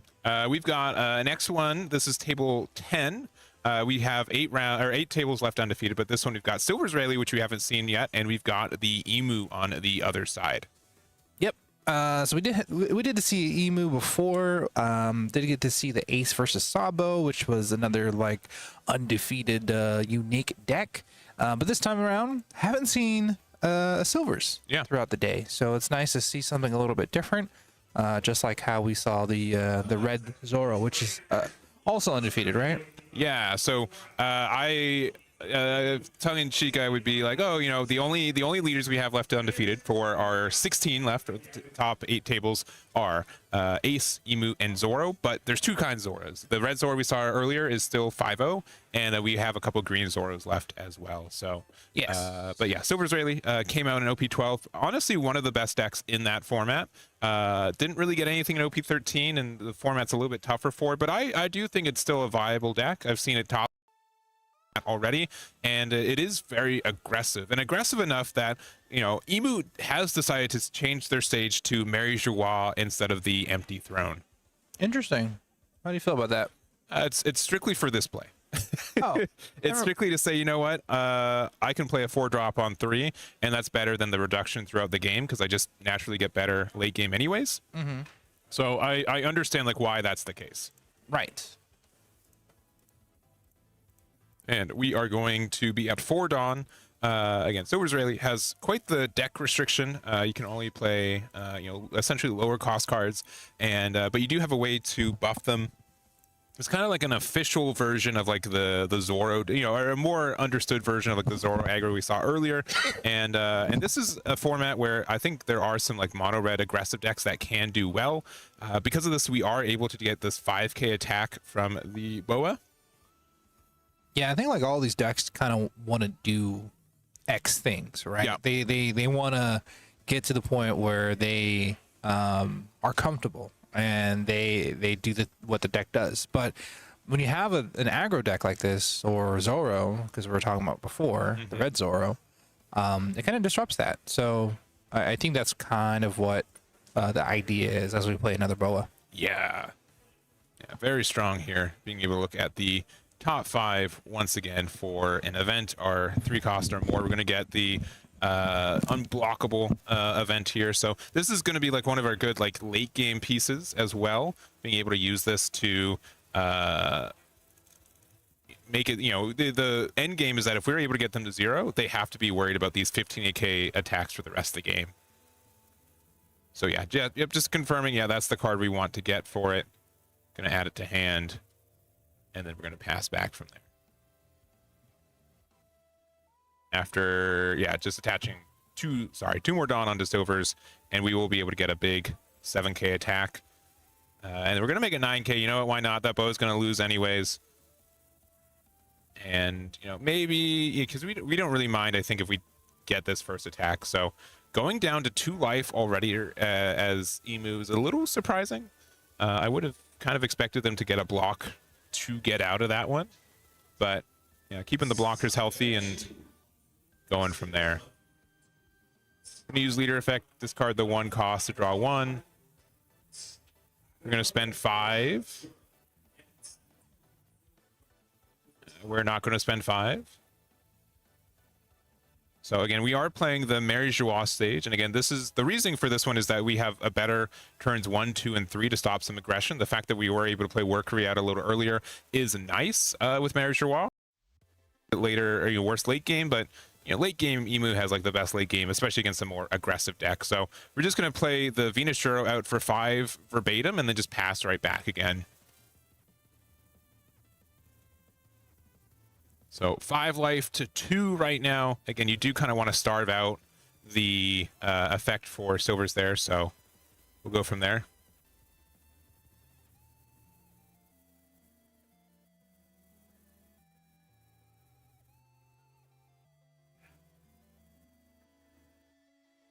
All right, at 6 Dawn, we are going to play out the 1-drop buggy, looking at the top 5 for a red event card.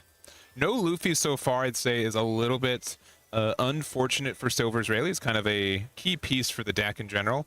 We are going to get the hockey there. Very good defensive card, though I don't know how... It's not going to be, I think, as relevant in this matchup compared to others.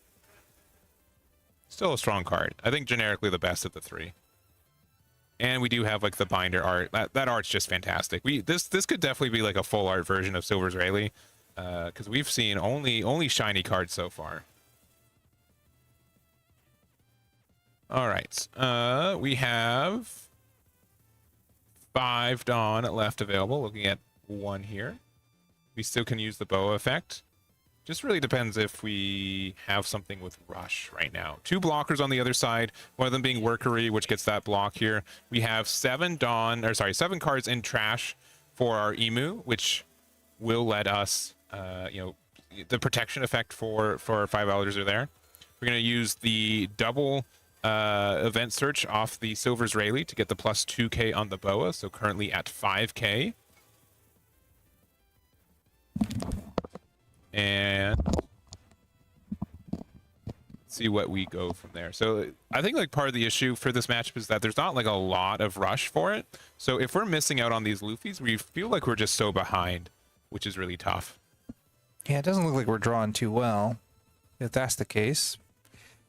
Did separate our Dawn, so I'm trying to figure out what our play is here. Yeah. And yeah, maybe we have like a Shocky to maybe look for a Luffy. That would be good, or even like a 1-drop Nami. You look for it and you use the rest of it to Oh wow, okay. play, but it looks like we're just gonna swing 7 instead. And we're gonna make ourselves unblockable too, so no blockers active. We're gonna play the Brook for 2 as well. This is a 9k unblockable silvers. That's pretty funny. That's a big attack. Yeah, Yeah, yeah, okay, yeah, you got it. yeah. Yeah, man. And pass it back. Just working with what we got, I think, is the name of the game here. Especially still being at 5. I think that's what the other thing that we have considered. Yeah, but Ace can just be so good at starving out. Man, we've got 3 8 never existed in hand. That is a lot of counter for 3 Dawn. True. Sure, we're at 1, and we really can't afford to go down to 0. So that's hopefully the last life we're taking for a while. Yeah, I think you mean Emu, by the way. Yeah, sorry, yeah, for Emu there. Yeah. Yeah. We'll go to the swing board. Pretty easy thing to take out. Again, we do have the Mary Joie stage, so we can play something. It only gets the reduction of 1.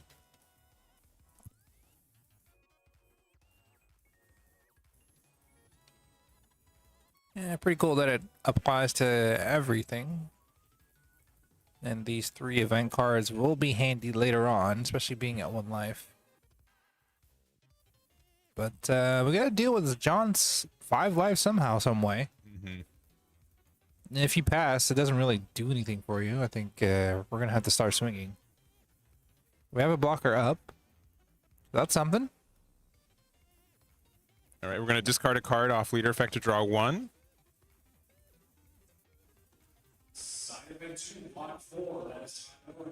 Did that help? I'm not convinced that it did. And it seems like they're equally unconvinced. It didn't make it worse, I think is the I think that's what it is. Yeah, so Venus Churro, you do need to have 10 or more cards to get the minus 2k. I don't think that's going to be relevant here. But we are just going to play out the Jupiter there and passing back. So everything is plus 2k on your turn, but we've just been kind of like playing our boys and passing. Mm-hmm.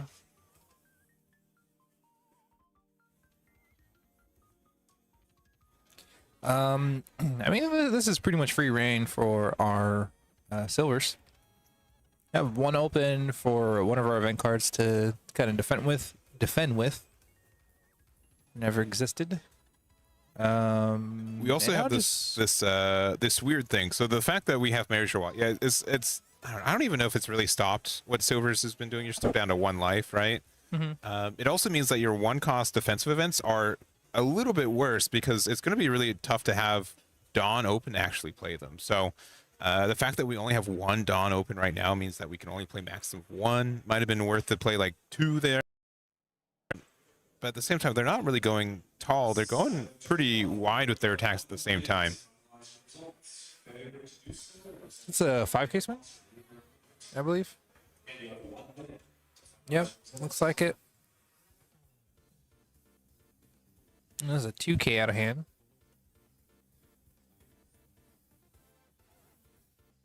And the Brook. Gonna swing with that. It's another 5K swing. Blocker out. Yeah. Got one more. And there's this chance, you know what? If we have like multiple copies of the unblockable, we could be using it, and we're just gonna use the block with Workery to get the draw 1. But 1 pass. yeah, I mean, we're at 9 here. That could let us have some good defensive cards here as well. As in use the never existed defensively. We kind of do need to set up another blocker. Another Workery would be really good here, I think. sure. We do have like 12 cards in trash. We don't have the empty throne, so we won't be able to get the plus 1k aggressively, but looks like we're going to attack into the Brook, and we get the removal there. We're going to go 5k into the buggy. All right, now the turn begins. All right, for 3, we're going to play out the Saturn, looking at the top 5. Ooh, we do have the Workery. That may be the good card for us. Yeah, I suppose that's not too bad. With what, 6 Dawn left? Oops. Yeah, I believe so. So, we'll let us play it and then keep 2 Dawn up defensively as well. Yeah, you're gonna need to do that with being at 1 life. We're gonna go ahead and swing, play around these. Thank you. Play around these triggers before we play the Workery. And I think we're passing. Yeah. I don't think there's really any triggers to be worried about. Again, nothing gets removed from this deck, but you never know. You never know. you never know. All right, I think we drew our first Luffy, which at 10 Dawn is a little late. A little bit. But You can still play it. yeah. He'll try to spread out the board a little bit. So bring on a 3 here with the 7 remaining, 4 of them and then 3. So definitely be playing that Luffy. And just depends on what kind of numbers we're trying to look at as silvers. I think that's what we're trying to do here. Yeah, and Silvers is a bit dependent on having a wide board. And normally what happens is you play a lot of 1-drops early, you play like a Luffy to another thing, and then you have, a lot of attackers. Rush is a bit of a rarity in this deck. Not impossible. We do play Kid and Killer. Some people play Zoros. Play like the new Jimbei every once in a while, but you definitely benefit way more from having even just 1-drops on board that you can convert into easy 5Ks. Yeah, but when they're removed and you're getting starved out, there's not really much else to do or that you can do. Yeah. It feels a little bit bad. Or this is to be a 7K swing. Use the leader effect to boost. Doesn't really matter here. But it does matter with the Luffy effect, I suppose. Yeah, I think the boost is just the Luffy effect since 2 Dawn's attached. Yeah.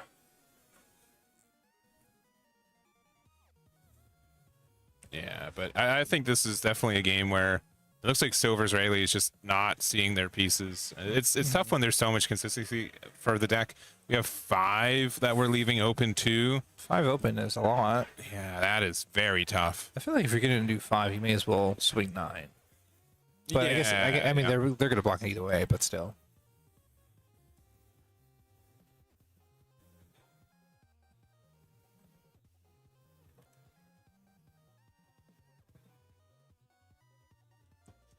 Okay, swinging with the leader first. We may take this one. If the plan was to minus their field, you have the decision to make now, but I think you do take this one and then you do that for the next one. Yeah. All right, And and that is the case, right? Or yeah, no? we're Oh playing. no, that's just the That's the hockey. yeah. That's just 2K. And we're gonna minus the Luffy, take away the boost that he had. Or has really.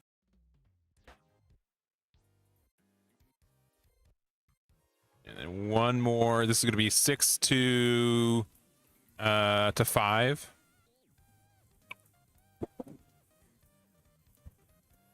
And then another 2K to get out of it.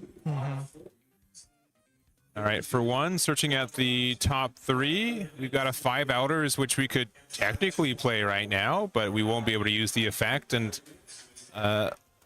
I agree. Like going first against aggro, that the Mary Joie stage was probably the better choice.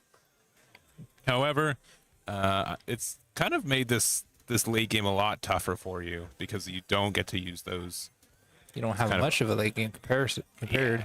But I think we're in a good spot here. We are going to use the Mars. We're going to use the effect discarding card to get the removal there. We still have a blocker open, 1 life, 4 Dawn left open. I'd be kind of tempted to discard 1 copy if it never existed here, just because I don't think we're going to be playing it for most of the rest of the game, but we'll see if that's true or not.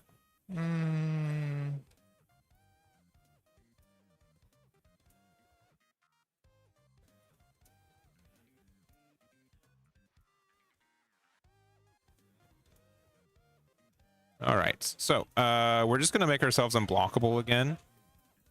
Yeah, we're just going to say 15 unblockable. What is your response to this? Or sorry, only 13. Only 13k unblockable. So we could get out of this. We'd use double 1 cost event to get to 13, and we'd have 1 more card afterwards. So not the toughest for us to get out of, but It's either now or later. yeah. But then later means you have to keep the Dawn open to do so. And you already have the Dawn open, so you may do that, but we did go ahead and go to 0. And it's interesting that we did use it now, but it's not like we don't play multiple copies of it, so I think we're going to see another attempt now that we're at 0.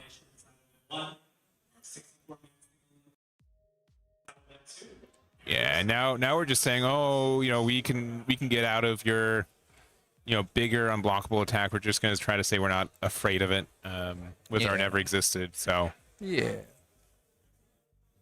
because again, with 3 of them, you get to just go to 17. Mm-hmm.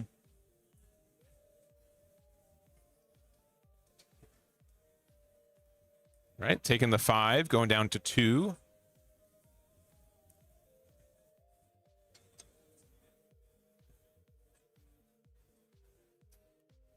Okay.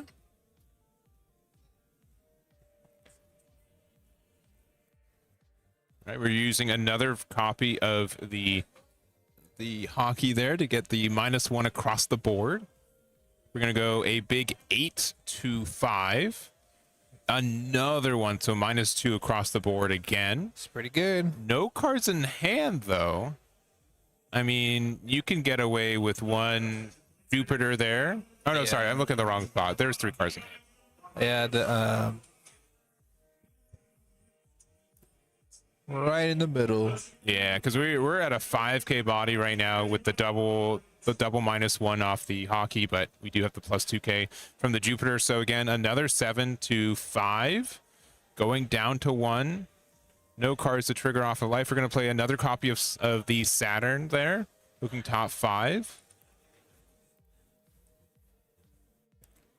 Yeah, it looks like we're just gonna get another defensive event, the Equilibrium. 4 left open, and we're gonna pass it back. All right. I mean, being at 1 life, that's not too bad. It does feel bad because you don't really have much Much to work with an empty board.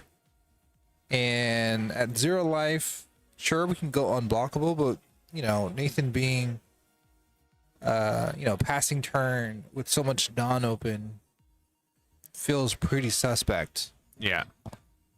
And we're going to get the Gum Gum King Kong Gatling there. So I don't think you get like the full effect of that one because you do need, I believe, something board. Yeah, which they are only 5Ks obnoxiously right now, but you know, you will be able to at least use a card to get some more increase here. You can use the observation hockey to find, I guess, another observation hockey. Does it prevent you from finding? Which one? Or what's preventing, I mean? Observation hockey can find, yes, it can find its own. Yeah. Like itself? Yeah. So because we're just looking for the true power to make it unblockable again, essentially. Yeah. That's what I was saying before. I was like, since we're doing it now, I mean, I could have tried to do it again later. And unfortunately, either you're going to need like enough attacks or a big swing with the unblockable to get these event cards out of hand. Yep. All right. One more observation. One, Nathan- 2, 3, Nathan's 4. just laughing. He was Yeah, just like, yeah, man. where is it? All right. 3 cost Jinbei. Not getting there quite yet. No, but okay. So pivot. Instead, we're gonna try to, I guess, split it across 2 attacks, which is not what our preferred, but it's what the deck has given us for this game.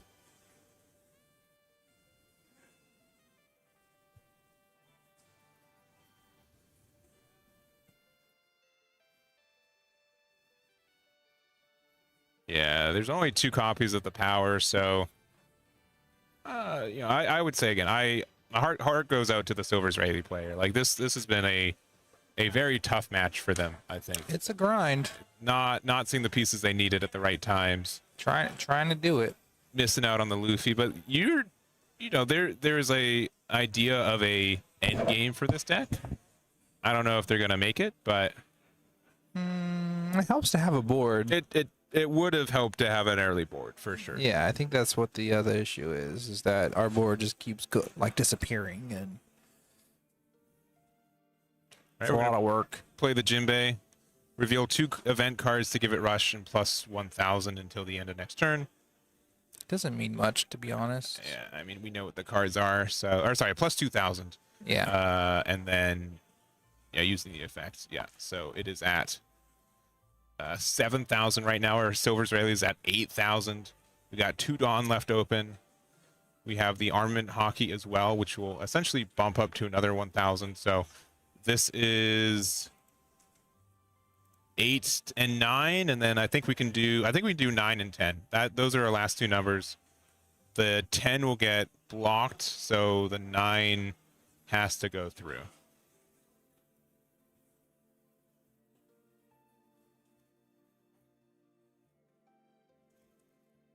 All right. Yeah, and it's unbeknownst to our Silver Israeli player. Like there is so much counter in this hand. Yeah, unfortunately. It is. There's so much. Yeah. So we get out of that. Yeah, just saying. You know, I can't even attack with leader. Yeah. There's the Luffy. You know that. Oh, good. Missing a it. Luffy. Observation with there it is. Yeah, definitely looking for it. But they were like, yeah. Oh, I had 3. It never existed, and 1 where we could live room. Right. Like. Yeah, all of that counter power, you're really not gonna get anywhere too far, and Casually 15K. Yeah. Yeah, our Silver's player was really trying their best to like make something happen, and with the empty board a lot of the time, a lot of big tall swings to get Emu down to 0. I guess it just wasn't enough, and Emu does take that one.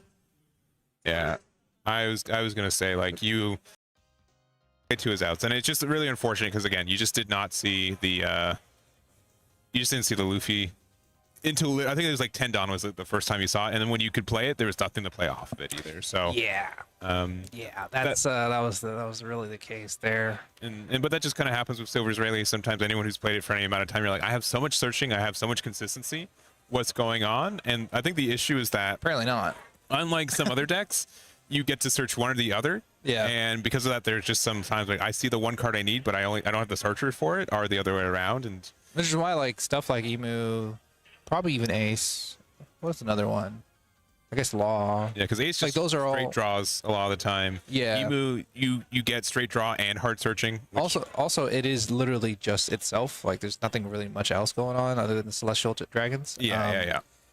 Yeah, I'm trying to think about other decks, but like in this, because you have two different traits or two different ways to Yeah. get stuff, sometimes that can, like, you're zigging when you're supposed to be zagging kind of thing. For sure, because like Zoro, it's just get something with the slash attribute, which is like most of your deck. Everything, too. Yeah. literally everything. Yeah. That's green. Yes, Like, exactly. Yeah. So, yeah. yeah, a little bit unfortunate, but it does happen. And yeah, we're gonna go into round 7. Yeah, we'll have 8 undefeated. Going into this round, we had top 16 of not a true, but the 16 undefeated were Ace, Emu, and then both a single copy of Red Zoro and some Green Zoros. So Yeah. we'll see what we get on the next round. This was an X1 table. This is table 10. We wanted to see something a little bit different, though. I think the next 3 rounds might be. Pretty much the same If the Red stuff. Zoro is undefeated, though, we definitely get that. We saw him we'll earlier grab in the him. day, and we'd like to see Yeah, how he's doing as well. I'm sure the Reservoir will be able to play, and they'd like to go on again to showcase. Yeah. And it'll be interesting to see a different matchup too, because that when we grabbed it, it was a very unique matchup. Now it's going to be more normalized to Ace or Emu Still a unique or matchup, whatever. right? Just casually playing a set 1 leader, 13 sets later. You know what I mean? That's still going. Still going. Very, very basic and very powerful. So we're gonna get that started for you guys. Though we'll have round 7. I think we're pretty close to the end of this round generically too. So Yep. So 3 more to go, and we'll see you guys in a little bit. cool. See you then. Bye-bye. Bye.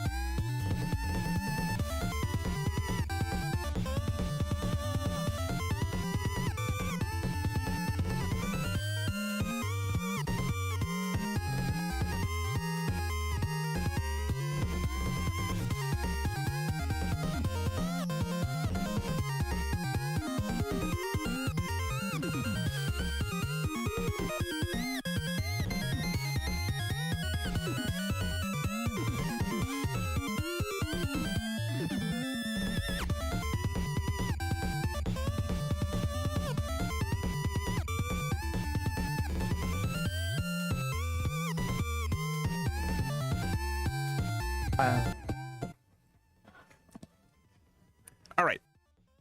Round number core TCG Pasadena Regional. Oh, it is an odd round. It is. Yeah, you're all ready. I was Yeah, ready.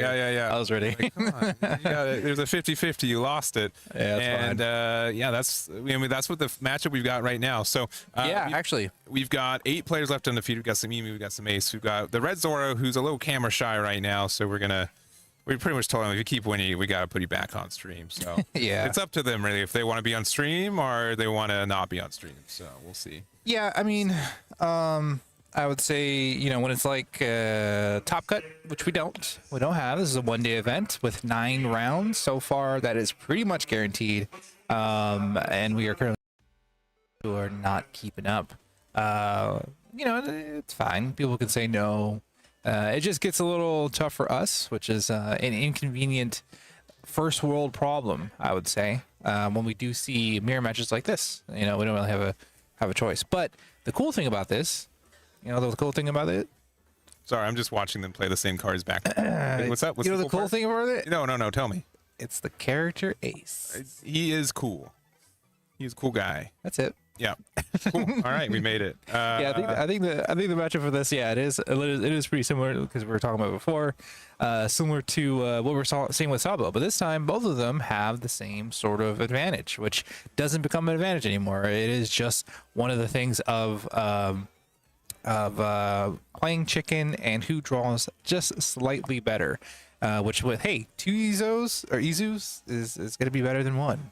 Yeah, and we did have to, I think, bottom deck 2 Goldie Rogers off that second Izu search, so we do have to kind of go back around to find it again, which we might actually. Ace is not unusual to do so, we're actually taking this first damage without a Dawn underneath. Without a Dawn attached, so that is a -1, but our hand must be pretty decent if that's the case, right? Yeah. Because we could have done leader effect minus and then 1k.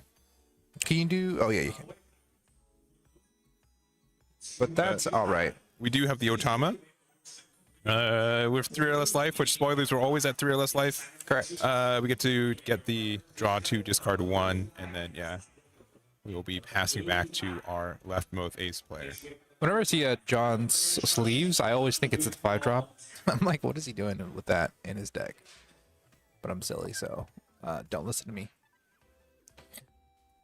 Looks like we're gonna go ahead and pitch for the leader effects, one of the event cards.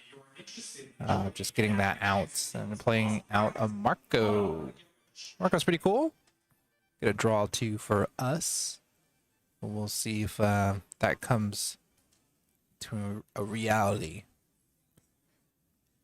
Yeah, but this is kind of the issue with Marco in this mirror match is we have Atmos, we have like Jozu. There's a lot of ways just playing this Atmos strictly for the mirror match going first, because you are able to bounce that back without them getting the full value for it. So that is pretty nifty. Yeah, Atmos is a pretty interesting card. I play a lot of it when I was playing Blue-Red Marco, which was, I would say, the premier Blue-Red Whitebeard leader until this one came out. But yeah, it'd be a little awkward trying to find another blue card because there's a lot of other blue cards that do something similar. But because you are playing so many Whitebeard pirates, it makes sense to add this in there.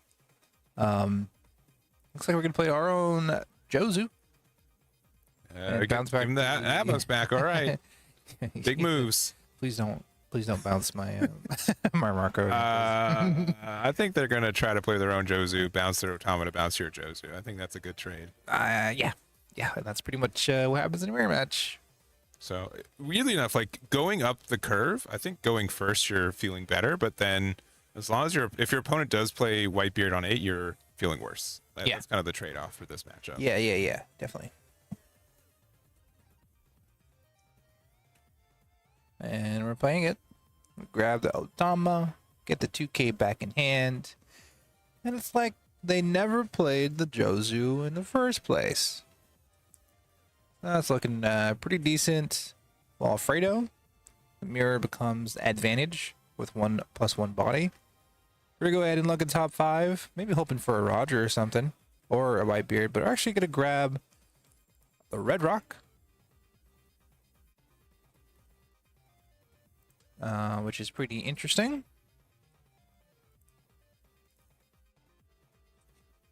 pretty crazy that Garp is 3 or more of anything. Yeah, it's really anything. I It mean, has anything. you have to be the Ace or Sabo or Luffy. And Yeah, that's it. and I mean, it's incredible. Okay, just swinging 6. Just decided what we want to do. Gets a little dicey. We're trying to figure out if we want to pitch the Atmos or not, but we're gonna keep that as an option for ourselves. We might grab our own on John's side.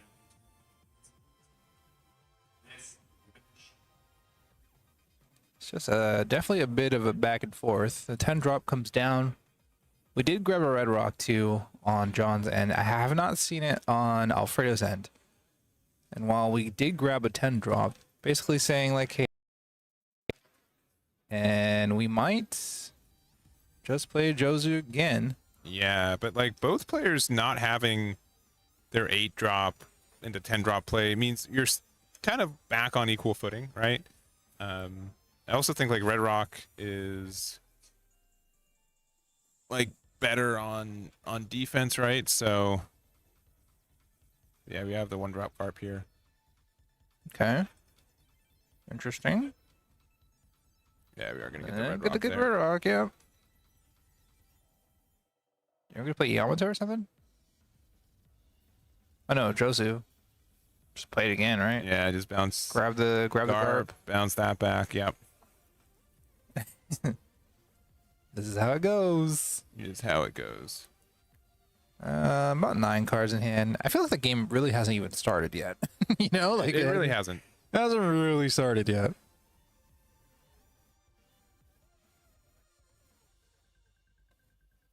We're just gonna open with the Jozu.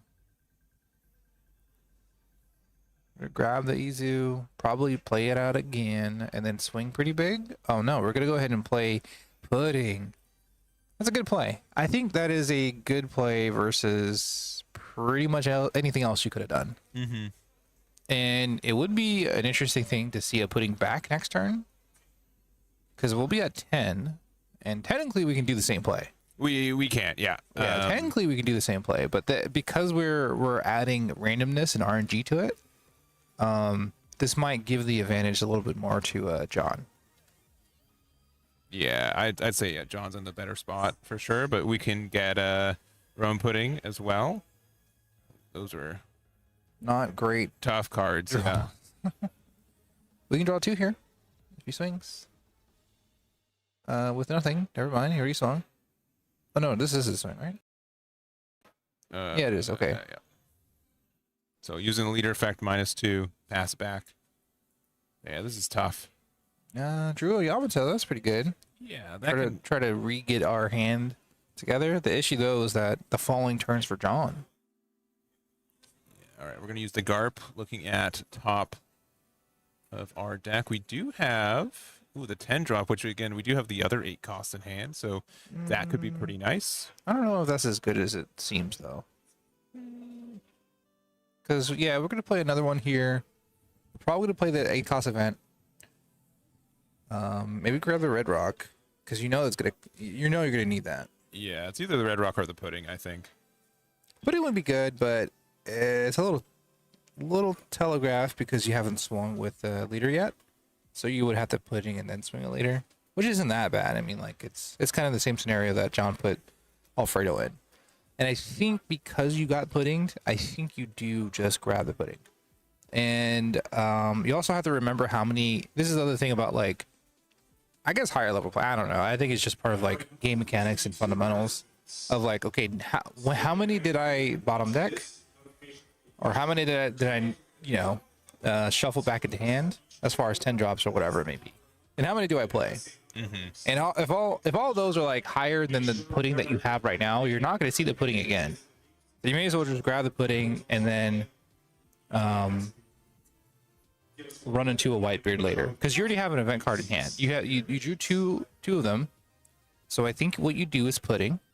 Yeah, because like the difference is, okay, you know that Pudding is going to get value next turn no matter what. No, you right? don't swing first, right? You're not going to play Pudding this turn. You're going to play 8 drop to play the 10 drop. Yeah, but then it's gonna get red rocks. Sure, but then they're not playing a big body, and then you're just going to put in their hand. But you're also like guaranteeing you're not going to get red rocked, or at least like putting it into a better situation, I guess. I think this play's fine. Yeah, he's putting. All right. Yeah, because you already know what John has, and because of that, it's a threat, and you want to get rid of that threat as soon as possible. But I don't know. I don't know the better play there, but that just makes sense to me, I guess.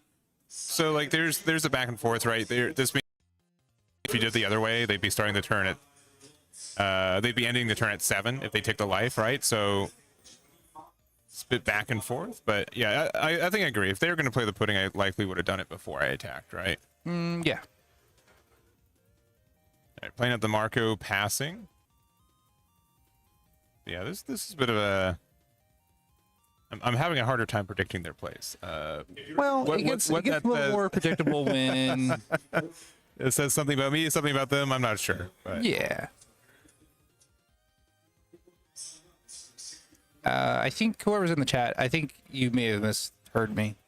I'm saying it's telegraphed because you do have pudding. You have to reveal it, so like the leader swing is less good.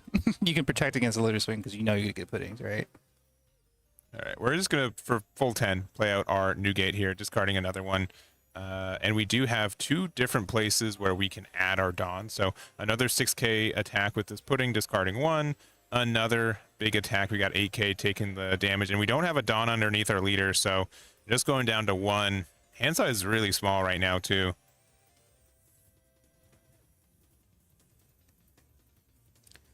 Yeah, I mean that's a proponent of the pudding play. I mean, kind of making up for it with the Marco on board, but I mean, this is a little sketchy. Yeah, we could have maybe like blocked the 8k with the Marco just to get the draw 2, but yeah, and then you can easily or more easily protect yourself. But we are going to use the red rock. yeah, that will definitely help. Yeah, putting into pudding 4 to 4. Yeah, probably it's okay not with very that. many cards in hand. It's not Yeah. worth it. And then we're gonna go ahead and swing 10 to the Jozu. Yeah. So 2 cards out of hand. Don't love how they did that, but Yeah. I mean, I think it's a thing of like I'm swinging 10. But I'm gonna put this down on this. Yeah, you know, I'm sure kinda they thing. said it, but I'm like watching Yeah. him like, Yeah. okay. Like God's eye kind of thing. Yeah. Looks different from in-person ear. For sure.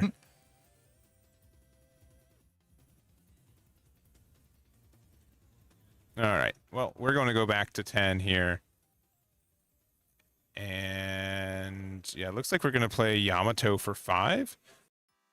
Draw 2, attach 1 Dawn. That's pretty good when you got less 4 cards in your hand. 4 drop 6k, draw 2. I mean, we have 2 of them, right? We've got Marco in this one, but this one has counter and exposed for not having blocker. Yeah. Pretty nice. Yeah.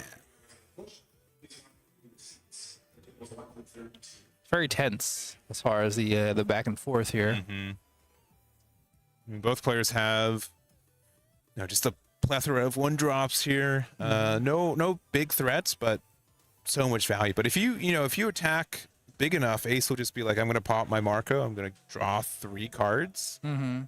So maybe not want to do that, but I think we have the chance to get Atmos.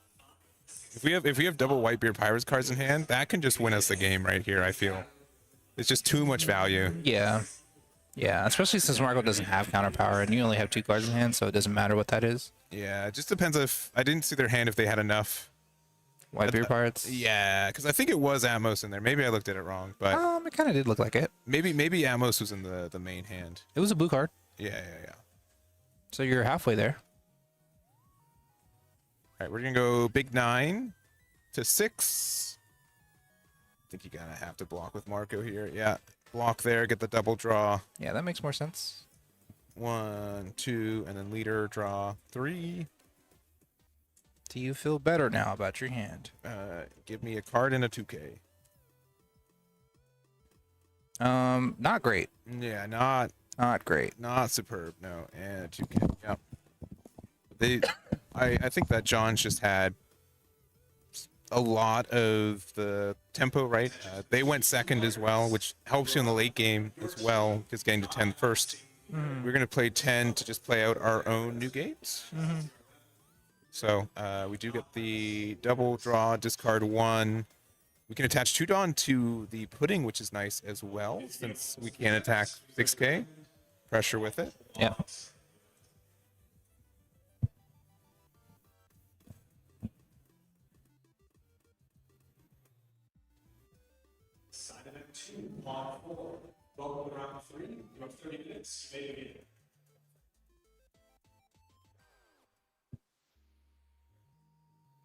Okay. Discarding the Marco. I think that's a fair discard here. So 6k there with the pudding. Asking for a 1k. All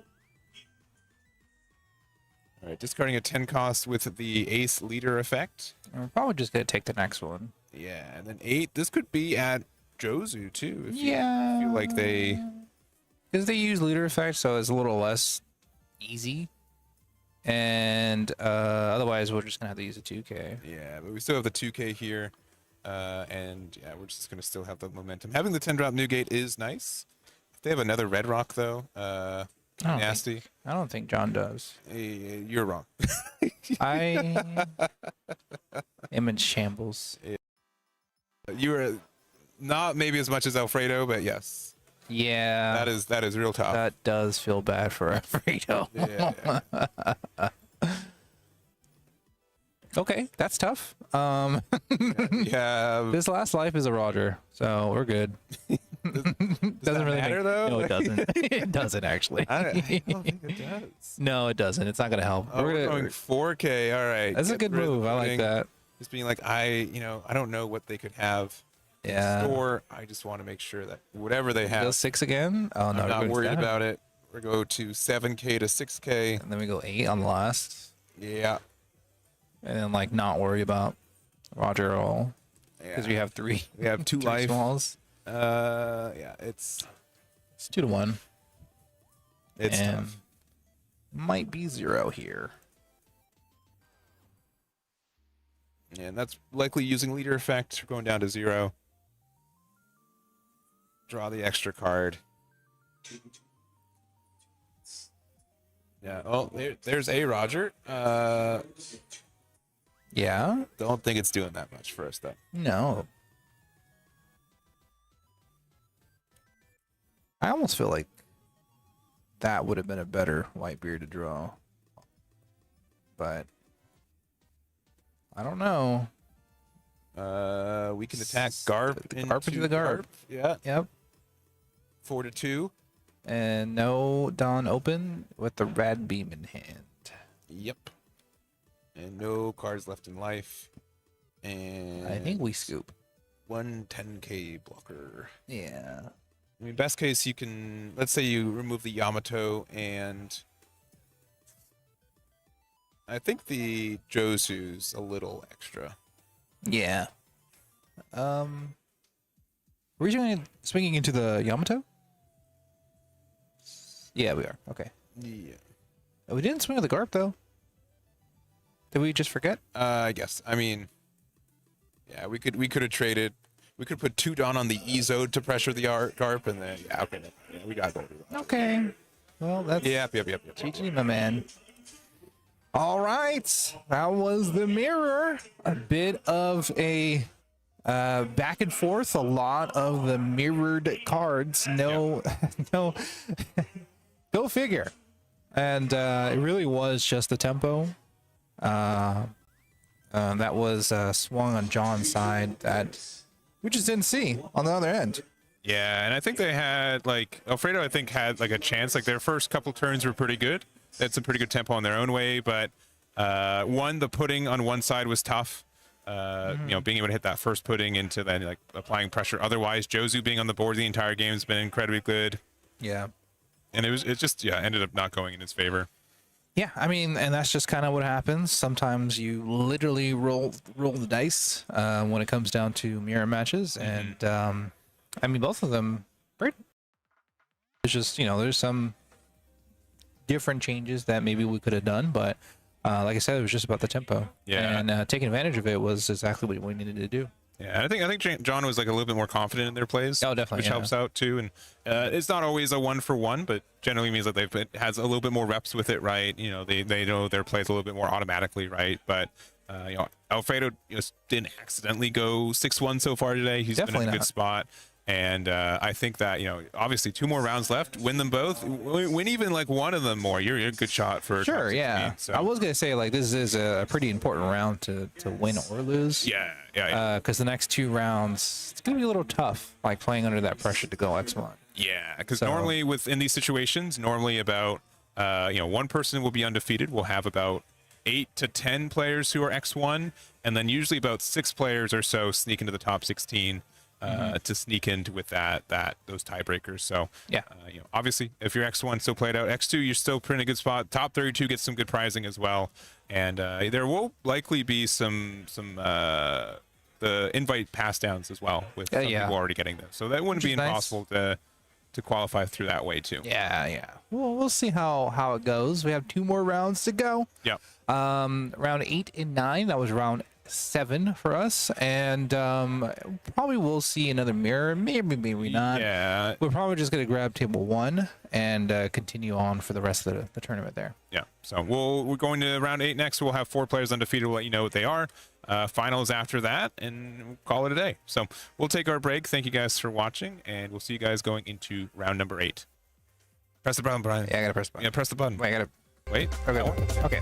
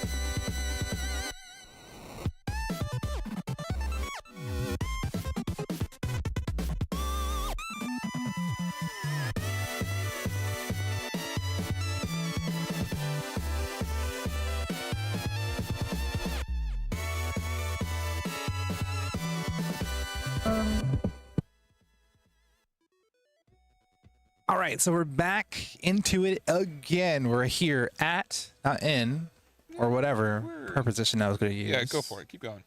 At the One Piece Card Game Regional here in Pasadena, California, hosted by Corti of the tournament organizers of the land. That is a subjective opinion, not of EggmanEvents.com, Eggman LLC, Eggman Games. And here we do have yet another matchup. This time it's going to be the first green Zoro. We saw one Zoro. We saw already, one red Zoro. but not the other one. They're chilling at the X1 section, so they're still in contention for top 16, top 32.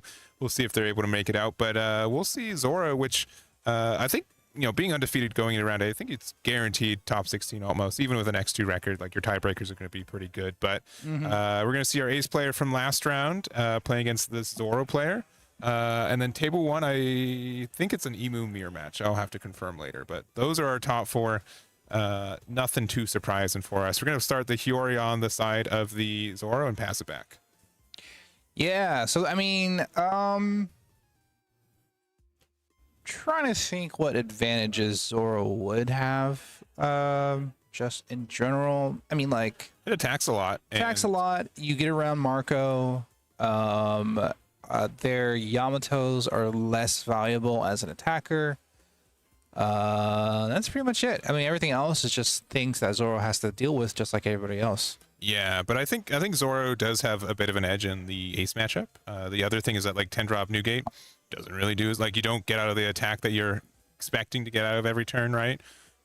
We do have out the Dracula Mihawk, so this is the one from Star Deck 12. It's an alt art there. It lets us play out this new Zoro for early, and this is a really strong start for our Zoro player.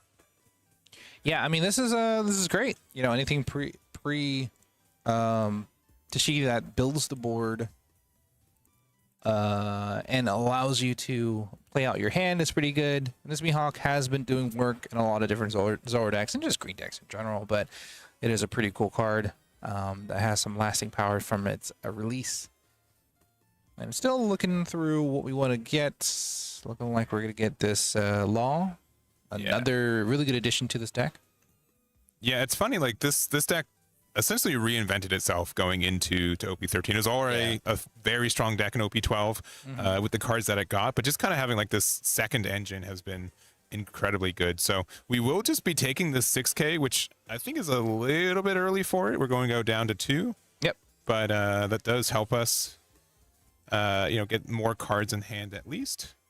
But, when Zoro's attacking big numbers every turn for the rest of the game, you do have to be kind of worried about it. So yeah, I do love the 0 attack into 0 attack value. Yeah, big value there. We're gonna play Marco and pass. We don't have a Dawn underneath our leaders, so maybe the idea was like, oh, we'll have a Dawn underneath it while we still do. Get the double draw when, because I want to try to defend this turn. So I think that makes sense too. How do you feel about playing? Are we at 5, right? Yeah, it's Playing 5's good. resting the Marco and then just swinging face without swinging at the Marco. All of that's great. Yeah, it looks like we can attack Mihawk into the Ezo. It just means that they have to, they can use the Ezo effect before it, gets removed. Yeah. But at least you force them to have to do it. Yeah. All right, yeah. Use the Ezo effect to draw 1 and a bottom deck 1.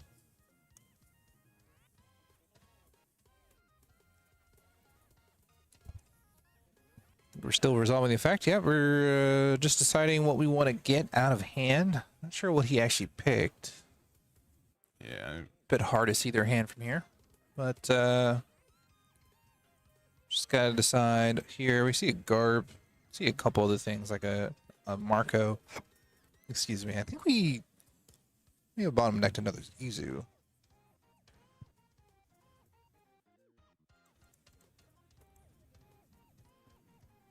Okay, now we just gotta decide what else we want to do. And if we don't Tashigi, then yeah, we probably just rest and swing face. But it doesn't look like that's the case. We're gonna go ahead and go with another searcher, from what I can tell. Yeah, we're gonna go 8K with Zoro here. Basically, just telling them like, hey, go ahead and block. It's fine. Yeah, and 8K is such a good number as a 6K leader because it means you gotta discard 2. Yeah, then they swing again.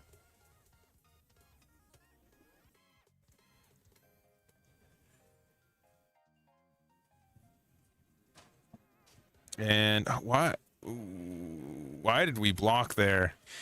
That's what I was saying. I was like, Yeah. we're just gonna swing again. I mean, we get more card draw, but then you get to restand with the Zoro. And then you can attack with it again as long as you do the activate main. So yeah. Yeah, that's what we're gonna do though. Yeah, a little bit unfortunate. It's been a long day, right? Yeah, but I don't know. Maybe we're just getting greedy or something. But because like it's that lunch break, man. Whenever when I eat food, like calms me down. It puts me makes me more mellow, and I lose that edge. It's the itis. I think maybe the thought it's gonna get rested anyway. So like I'm just gonna take the draws now and then use the 2 cards out of my hand afterwards. Yeah. Maybe I have better 2 cards to pitch. Well, and you've seen this matchup probably so often. You're like, all right, they're on 5. They're gonna play Tashigi. They're gonna rest the double attack, Exactly. right? That's like the auto play from here, but Yeah, and maybe I just don't get my value out of my Marco ever. yeah, I don't know. we have a lot of cards. We haven't used our leader minus 2k effect, so we are going to get rid of a I am Whitebeard and a 1k to get out of it. We are going to play the Hiyori for 2, for 1, and then use an extra Dawn for the search top 5. Basically 2. Yeah, basically 2. I know. Oh no, Tashigi's still left in hand, but we do have the Luffy will be king of the pirates if we want that. We have the Kuina as well, which will help us rest if they have another Marco. But starting strong with Zoro, with the Mihawk into Zoro, but not having the Tashigi on 5 and still whiffing on the second turn to find it 2 is going to be difficult. So yeah, going to get the event, the Luffy will be king of the pirates.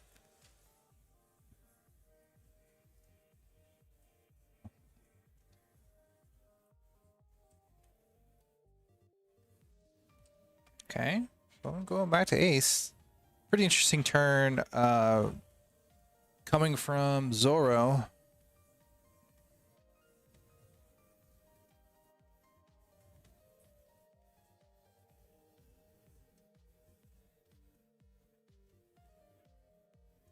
Yeah, all right. So on to Marco. We do have 6 Dawn.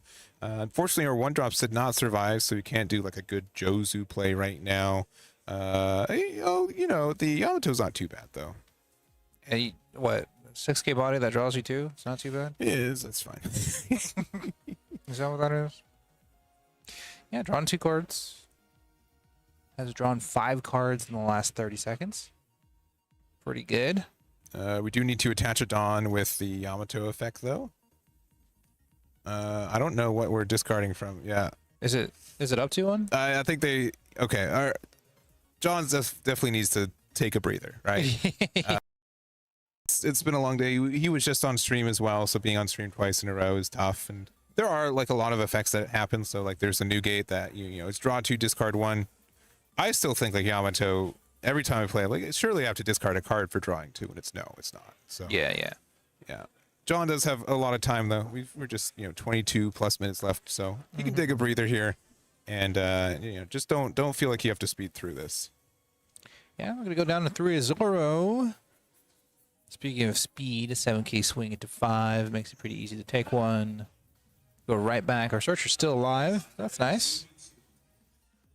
Got another one with Perona. Got a couple of extra. Let me see. Probably look over here, huh? Because we could use. Because I think We we're could at, we're at 7 Dawn right now. So Yeah, we could use the effect first, the search, and then play it. But it looks like we're just gonna do it with Mihawk. yeah, so it looks like we'd rather just get the additional 2k to hand. We get to play a 5 cost out, so we do have Tashigi already. Okay. Works with me. So attaching 3 here. We have 1 Dawn left for Zoro for a 6k attack. So I like that. It's rather, your decision of do I rather search 1 more or apply 1 more pressure with the Zoro here. Yeah, that's fair. Yeah, I don't mind this at all. So now we're going to go ahead and make our Aces players' life a little harder. Asking for 2 cards. 1 more time. Yeah, And and swing then right back into to life where we're going to do it again. yeah, unfortunately Ace's minus 2k is not for the turn. It's only for this attack, so you don't get to, make the next Zoro attack.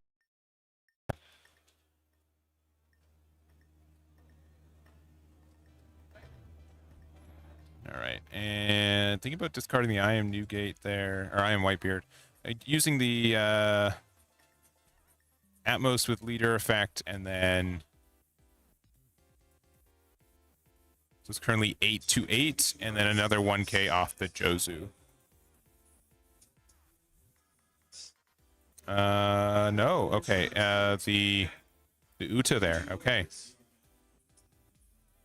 We go 6 to leader. They want to use the Ezo effect too, but like you also want something to play, you know, bounce back with Jozu. Difficult choice here.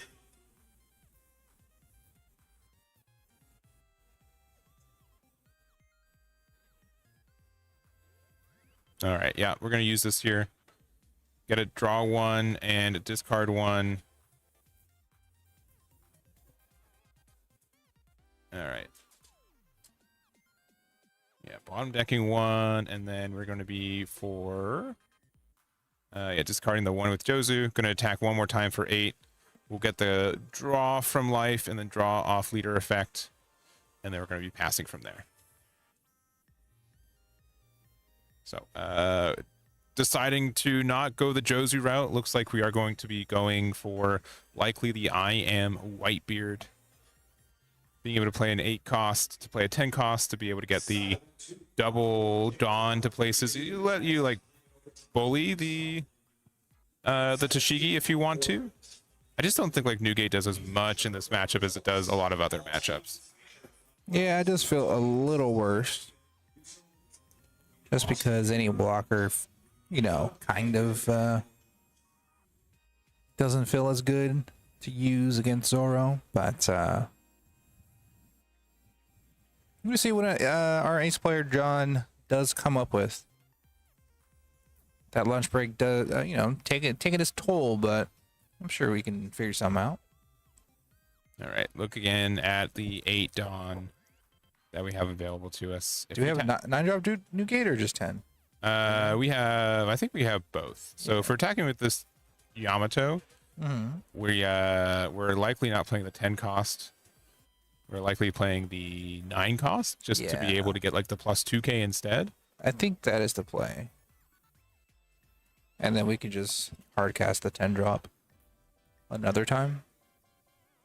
Yeah, so we're going to play out the 9 drop Newgate.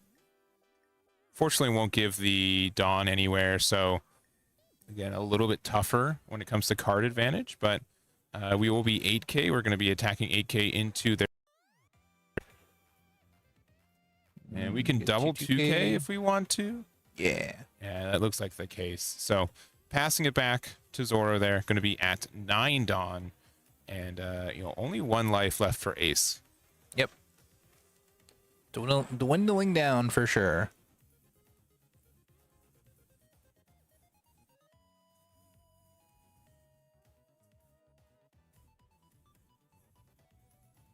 All right, so 9 Dawn to work with.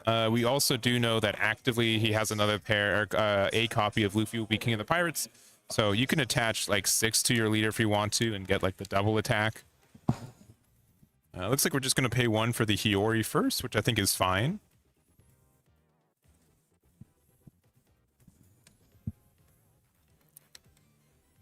Yeah, with it being at 8k, you know, Tashigi, you attach 1 Dawn to it, it's 8 to 8. You can also just bully this Yamato, I think.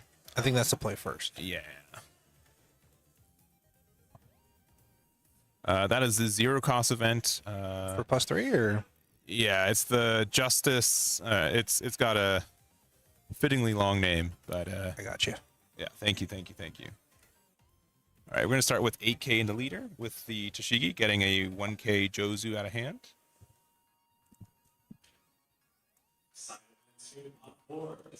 So we're gonna go big number into Yamato,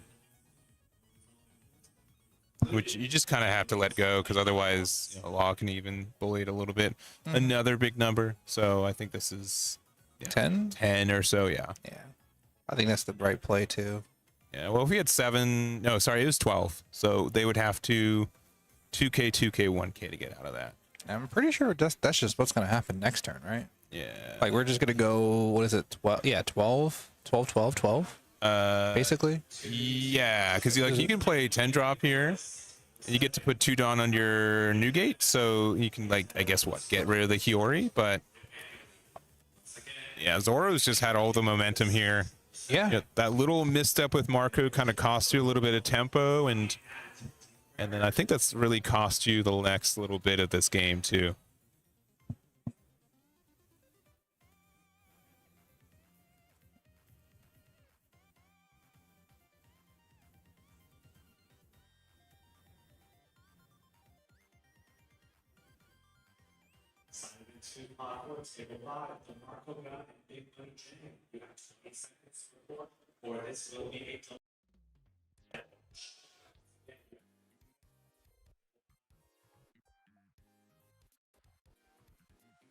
All right, and thinking here, What to do? Yeah, Red Rock is not going to do too much for you. We do have another Whitebeard extra card. Looks like we're gonna yeah, it looks like we're gonna Hardcast play the is 10 cost. Yeah, so that will let you draw 2, trash 1. let's get rid of one of these Red Rocks. Yeah, one of the 8 costs. Yeah, Or 8 costs, that's yeah, fine. you're likely not playing that again. Attaching 2 Dawn to leader, 2 Dawn to your 9 drop. So Get rid of the Hori as well. yeah, attacking into the Tashigi, getting rid of the Hiyori with the effect. Yeah, it's an old card, but he does have a Dawn ×2 effect. Old Dog, Matrix kind of thing. Or... All right, big 8, 2, 5.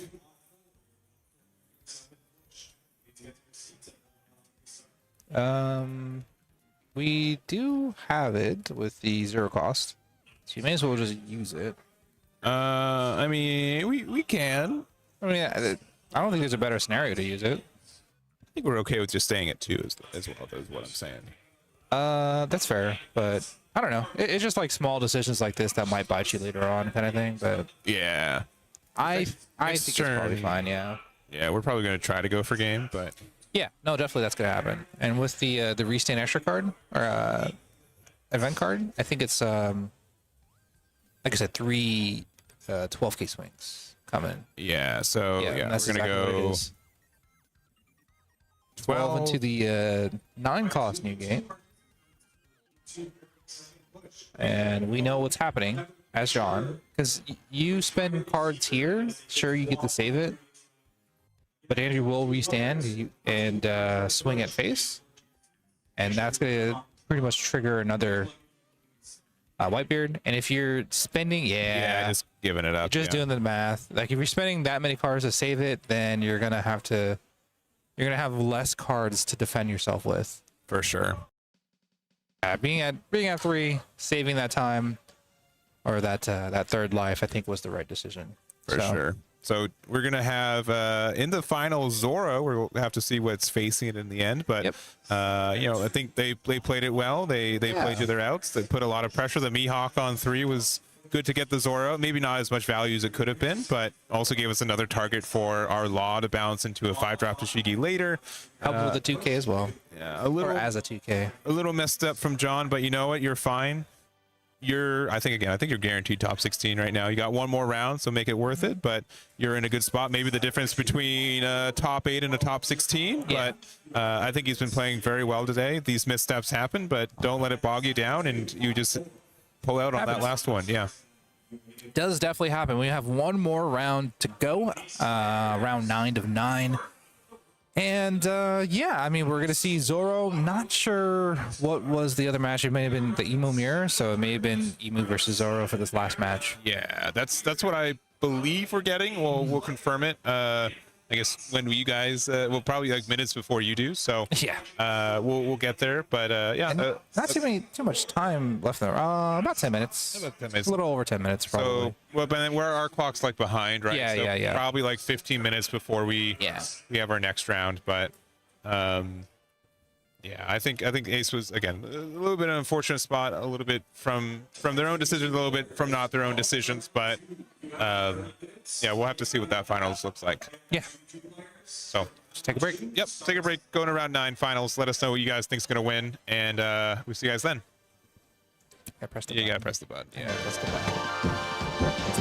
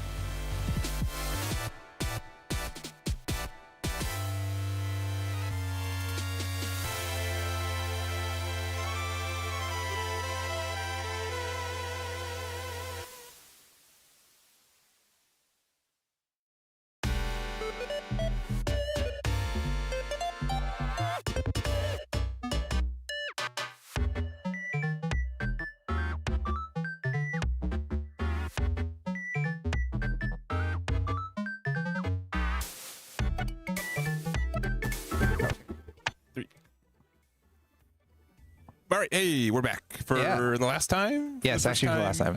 Yes, we got round Feels 9. like the first time. It's the first time that we're back for the last time. Oh, Yeah, that's deep. It is. Which also is going to be this match that we've got. Yes. It's going to be a match of Zoro versus Emu, our last 2 undefeated for this event. I think Zoro's been kind of the third string when it comes to the decks that are viable, like a super high level. Ace and Emu, I think, has been taking a lot more of the spotlight, but Zoro's still in a really good spot and 1 win away from winning this entire event. Yeah, and not too surprising. These are 2 of the 3 decks that we've been talking about all day, and rightfully so. We saw it last match with the same person playing Green Zoro, and we saw how powerful it was against Ace, and we're going to see how it does against Emu, who is going second here. Now, Zoro does have a 100% win rate on stream so far today, the green one and the red one. So it's a little skewed. We've got the holiday colors, green and red, on those 2 as well. So we'll see if that is, the difference maker in a match like this one. But well, yeah. well. Yeah. Well, yeah. We get the surge. We get to discard off leader effect. Nothing too crazy. It's probably pretty standard Emu play. We've got 3 Dawn to work with. We playing out a Mihawk and Zoro, or Yori's okay. Yori's not too bad. Pretty good. Swing for 6 maybe, or maybe play Perona afterwards. Who knows? Yeah. It just depends on like if we have the Tashigi or not. I think is the big difference maker for this turn. So looks like we do have the choice for like a 4-drop Zoro, a 2K.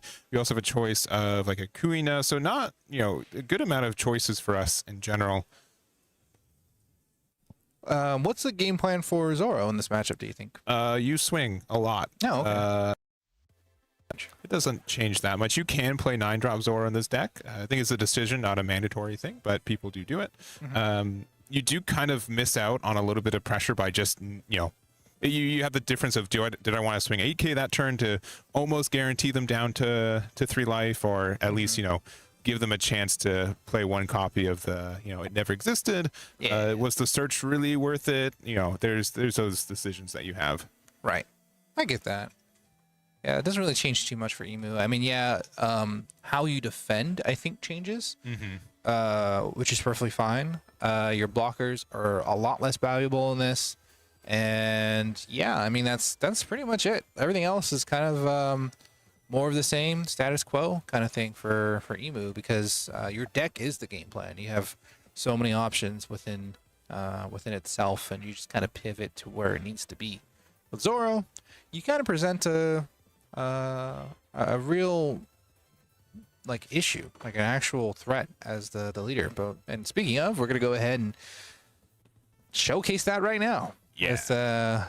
With the going 9 into this and 9 into the leader, going pretty quick on Steven's end, because we know that we're not going to get out of it.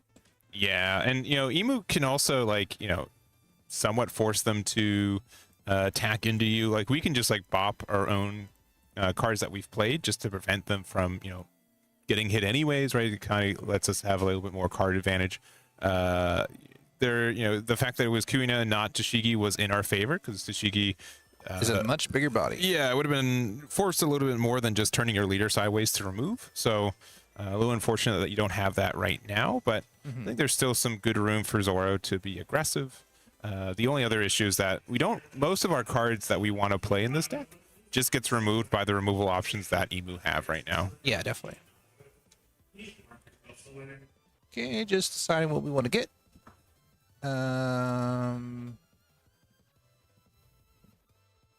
Yeah, I think it does have to. I mean, if we're missing one of the elders, go for it, right? Looks like we're going to likely see. Let's see, is Workery perhaps, or one of the 1-cost events? Looks like Workery. Yeah, Workery it is.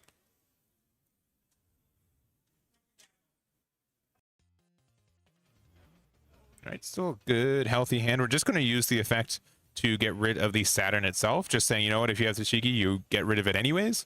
So let me just get rid of the card that, again, you would have removed with little fear. So it looks like we do have the Tashigi in hand too. So I am a little surprised we decided to go with the Kuina.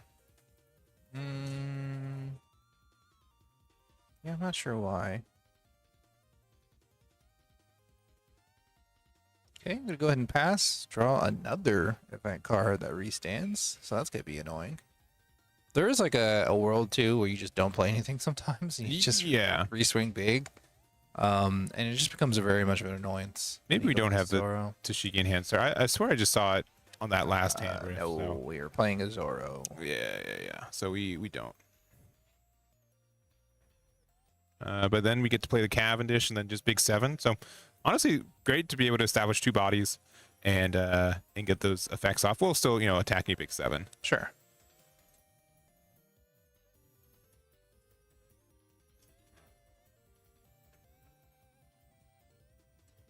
Okay, on to Emu's turn. Yeah, this is going to get the removal for the Cavendish here with the Mars. Discard 1, get rid of something with their original cost of 5 or less. Feels pretty bad, but that's all right.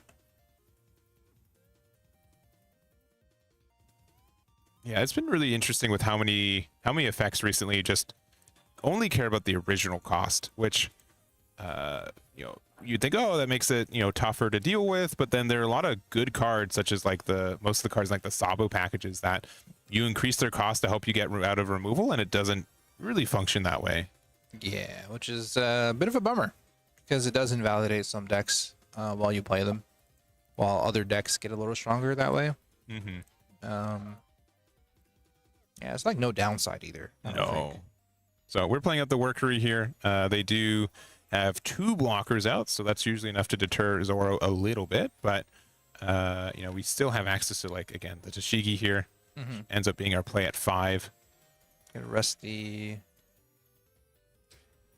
Mars. Yeah, and okay, thinking back, maybe the reason they kept the Tashigi is because you can do a play with the 6-drop Law on it later. Yeah. So that does help. We do end up playing, I do not remember the name of the card, but I remember what it does. Essentially, it has like protection, and it's one of the cards that came out of OP13 for Zoro. It's been tacked here and there. Let me make sure. Let me just bring up the card before I misspeak, though. But it's a bit of a unique ad, but still gets a lot of value. It is the Gyukimaru here.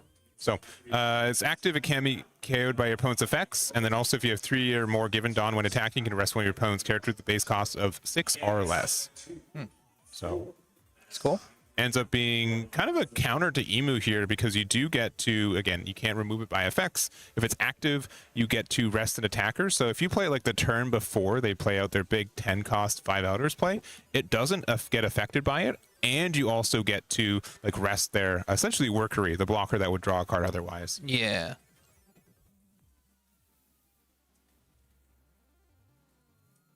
Okay. So we could play the 5 Elders using the stage.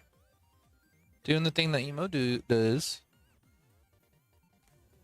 Do we not swing, or do we not restand with Zoro, by the way? I don't know if you saw that or not. Yeah, I was too too busy looking at Yukibara. Yeah, no, I know.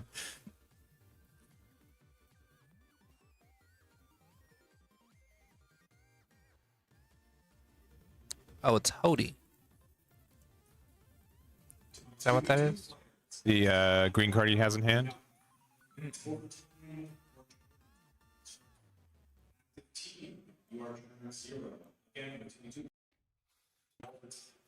Let me see. Oh, it is. You're right. It is the. You're right. Okay, it's the promo one. My apologies. There you go.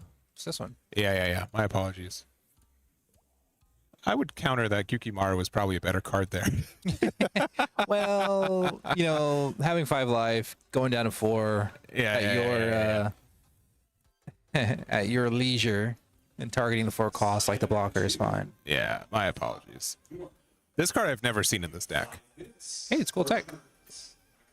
So my apologies. All right. So activate main once per turn, rest up to one of your opponent's character costs 4 or less, and this character gets plus 1,000 during this turn, and then you also get to add 1 card from the top of your life to your hand. So not awful. It's also slash type, so it's very searchable. 4-drop, 6K, but it's also something that you can play off your Mihawk, I believe, which is maybe one of the reasons we play this as well. Are there any other cards that have slash and like something else in it? There are a couple multi type. They're not very common. Yeah, And it's mostly like these cards when there's 2 cards on them. right. Makes sense.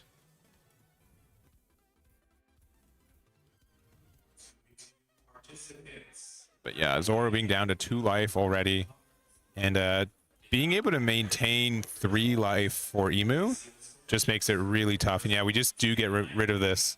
Yeah. Because Kyukimaru, though, is still on the board. I don't know. In a different world. In a different world. All right, what do we got in hand? Some restand cards. We have a Mihawk, I believe.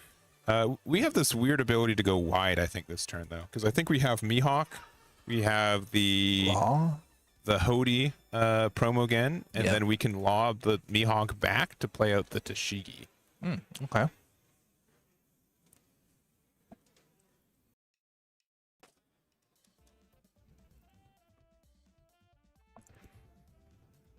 Which, again, puts a lot of pressure on board. There's only 2 cards left in hand for Emu, but soon to be 3. Because, again, I'm pretty sure Workery is going to be able to get the block and KO there. There is I do think, like, not attacking with the, not attacking with one of our units, the Venus Juro, seemed correct because like you had rush with it, but I don't think there's anything that you really like a 7k to leader was fine, but I think you'd rather just be healthy and maybe attack bigger this next turn. So Yeah, that's fair. yeah, still thinking 10 Dawn to work with, 2 life left. This is tournament point here. Winner of this game wins the entire event, so you can take another second for a breather. Yeah, we got 18 minutes. That's plenty of time.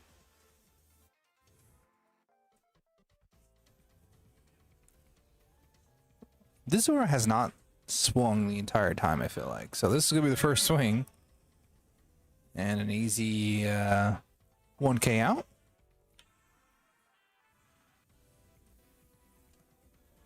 Yeah.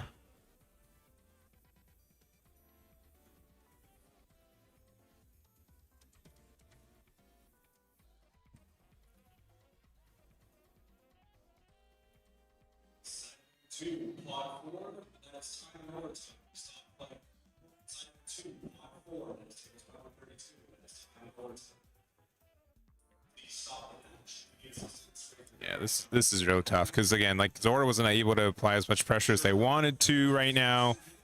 You're also like mildly in danger of just losing next turn to all the pressure. I think there is a way to like remove one of these bodies, like mildly guaranteed, especially with them at 1. Yeah, I think the issue was, or why we're taking a minute here, is because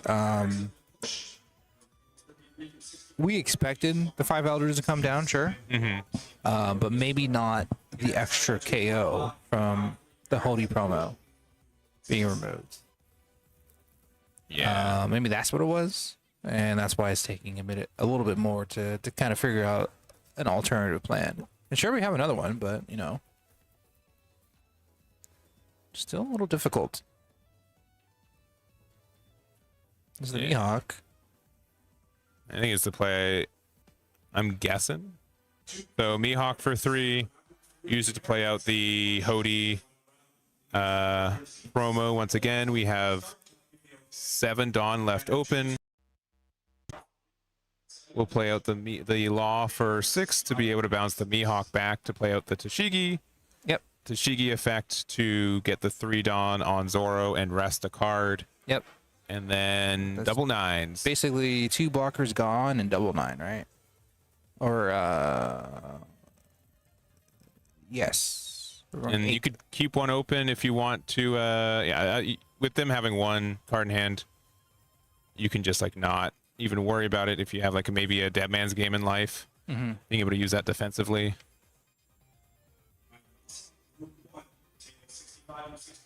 But yeah, another 8. You can take this, you can block it with Workery to draw the card. I wouldn't be mad at it to block. I think there's a idea just to block Workery with that attack because you get the draw no matter what, and they can't attack into the other thing. Yeah.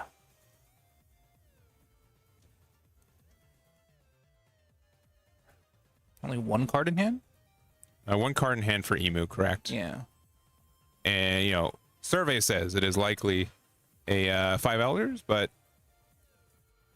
Won't know until we get there. we will not draw, and it's take the life, and it is a top 3 search. We're going to get the It Never Existed off of it. Zoro gets the restand. We're going to pass from there. 1 Dawn open, 1 blocker when we're at 1 or less life with the Trafalgar Law. And we're going to see if Emu is able to finish the game here. Yeah. See, opening it up, and we're taking the 1 immediately.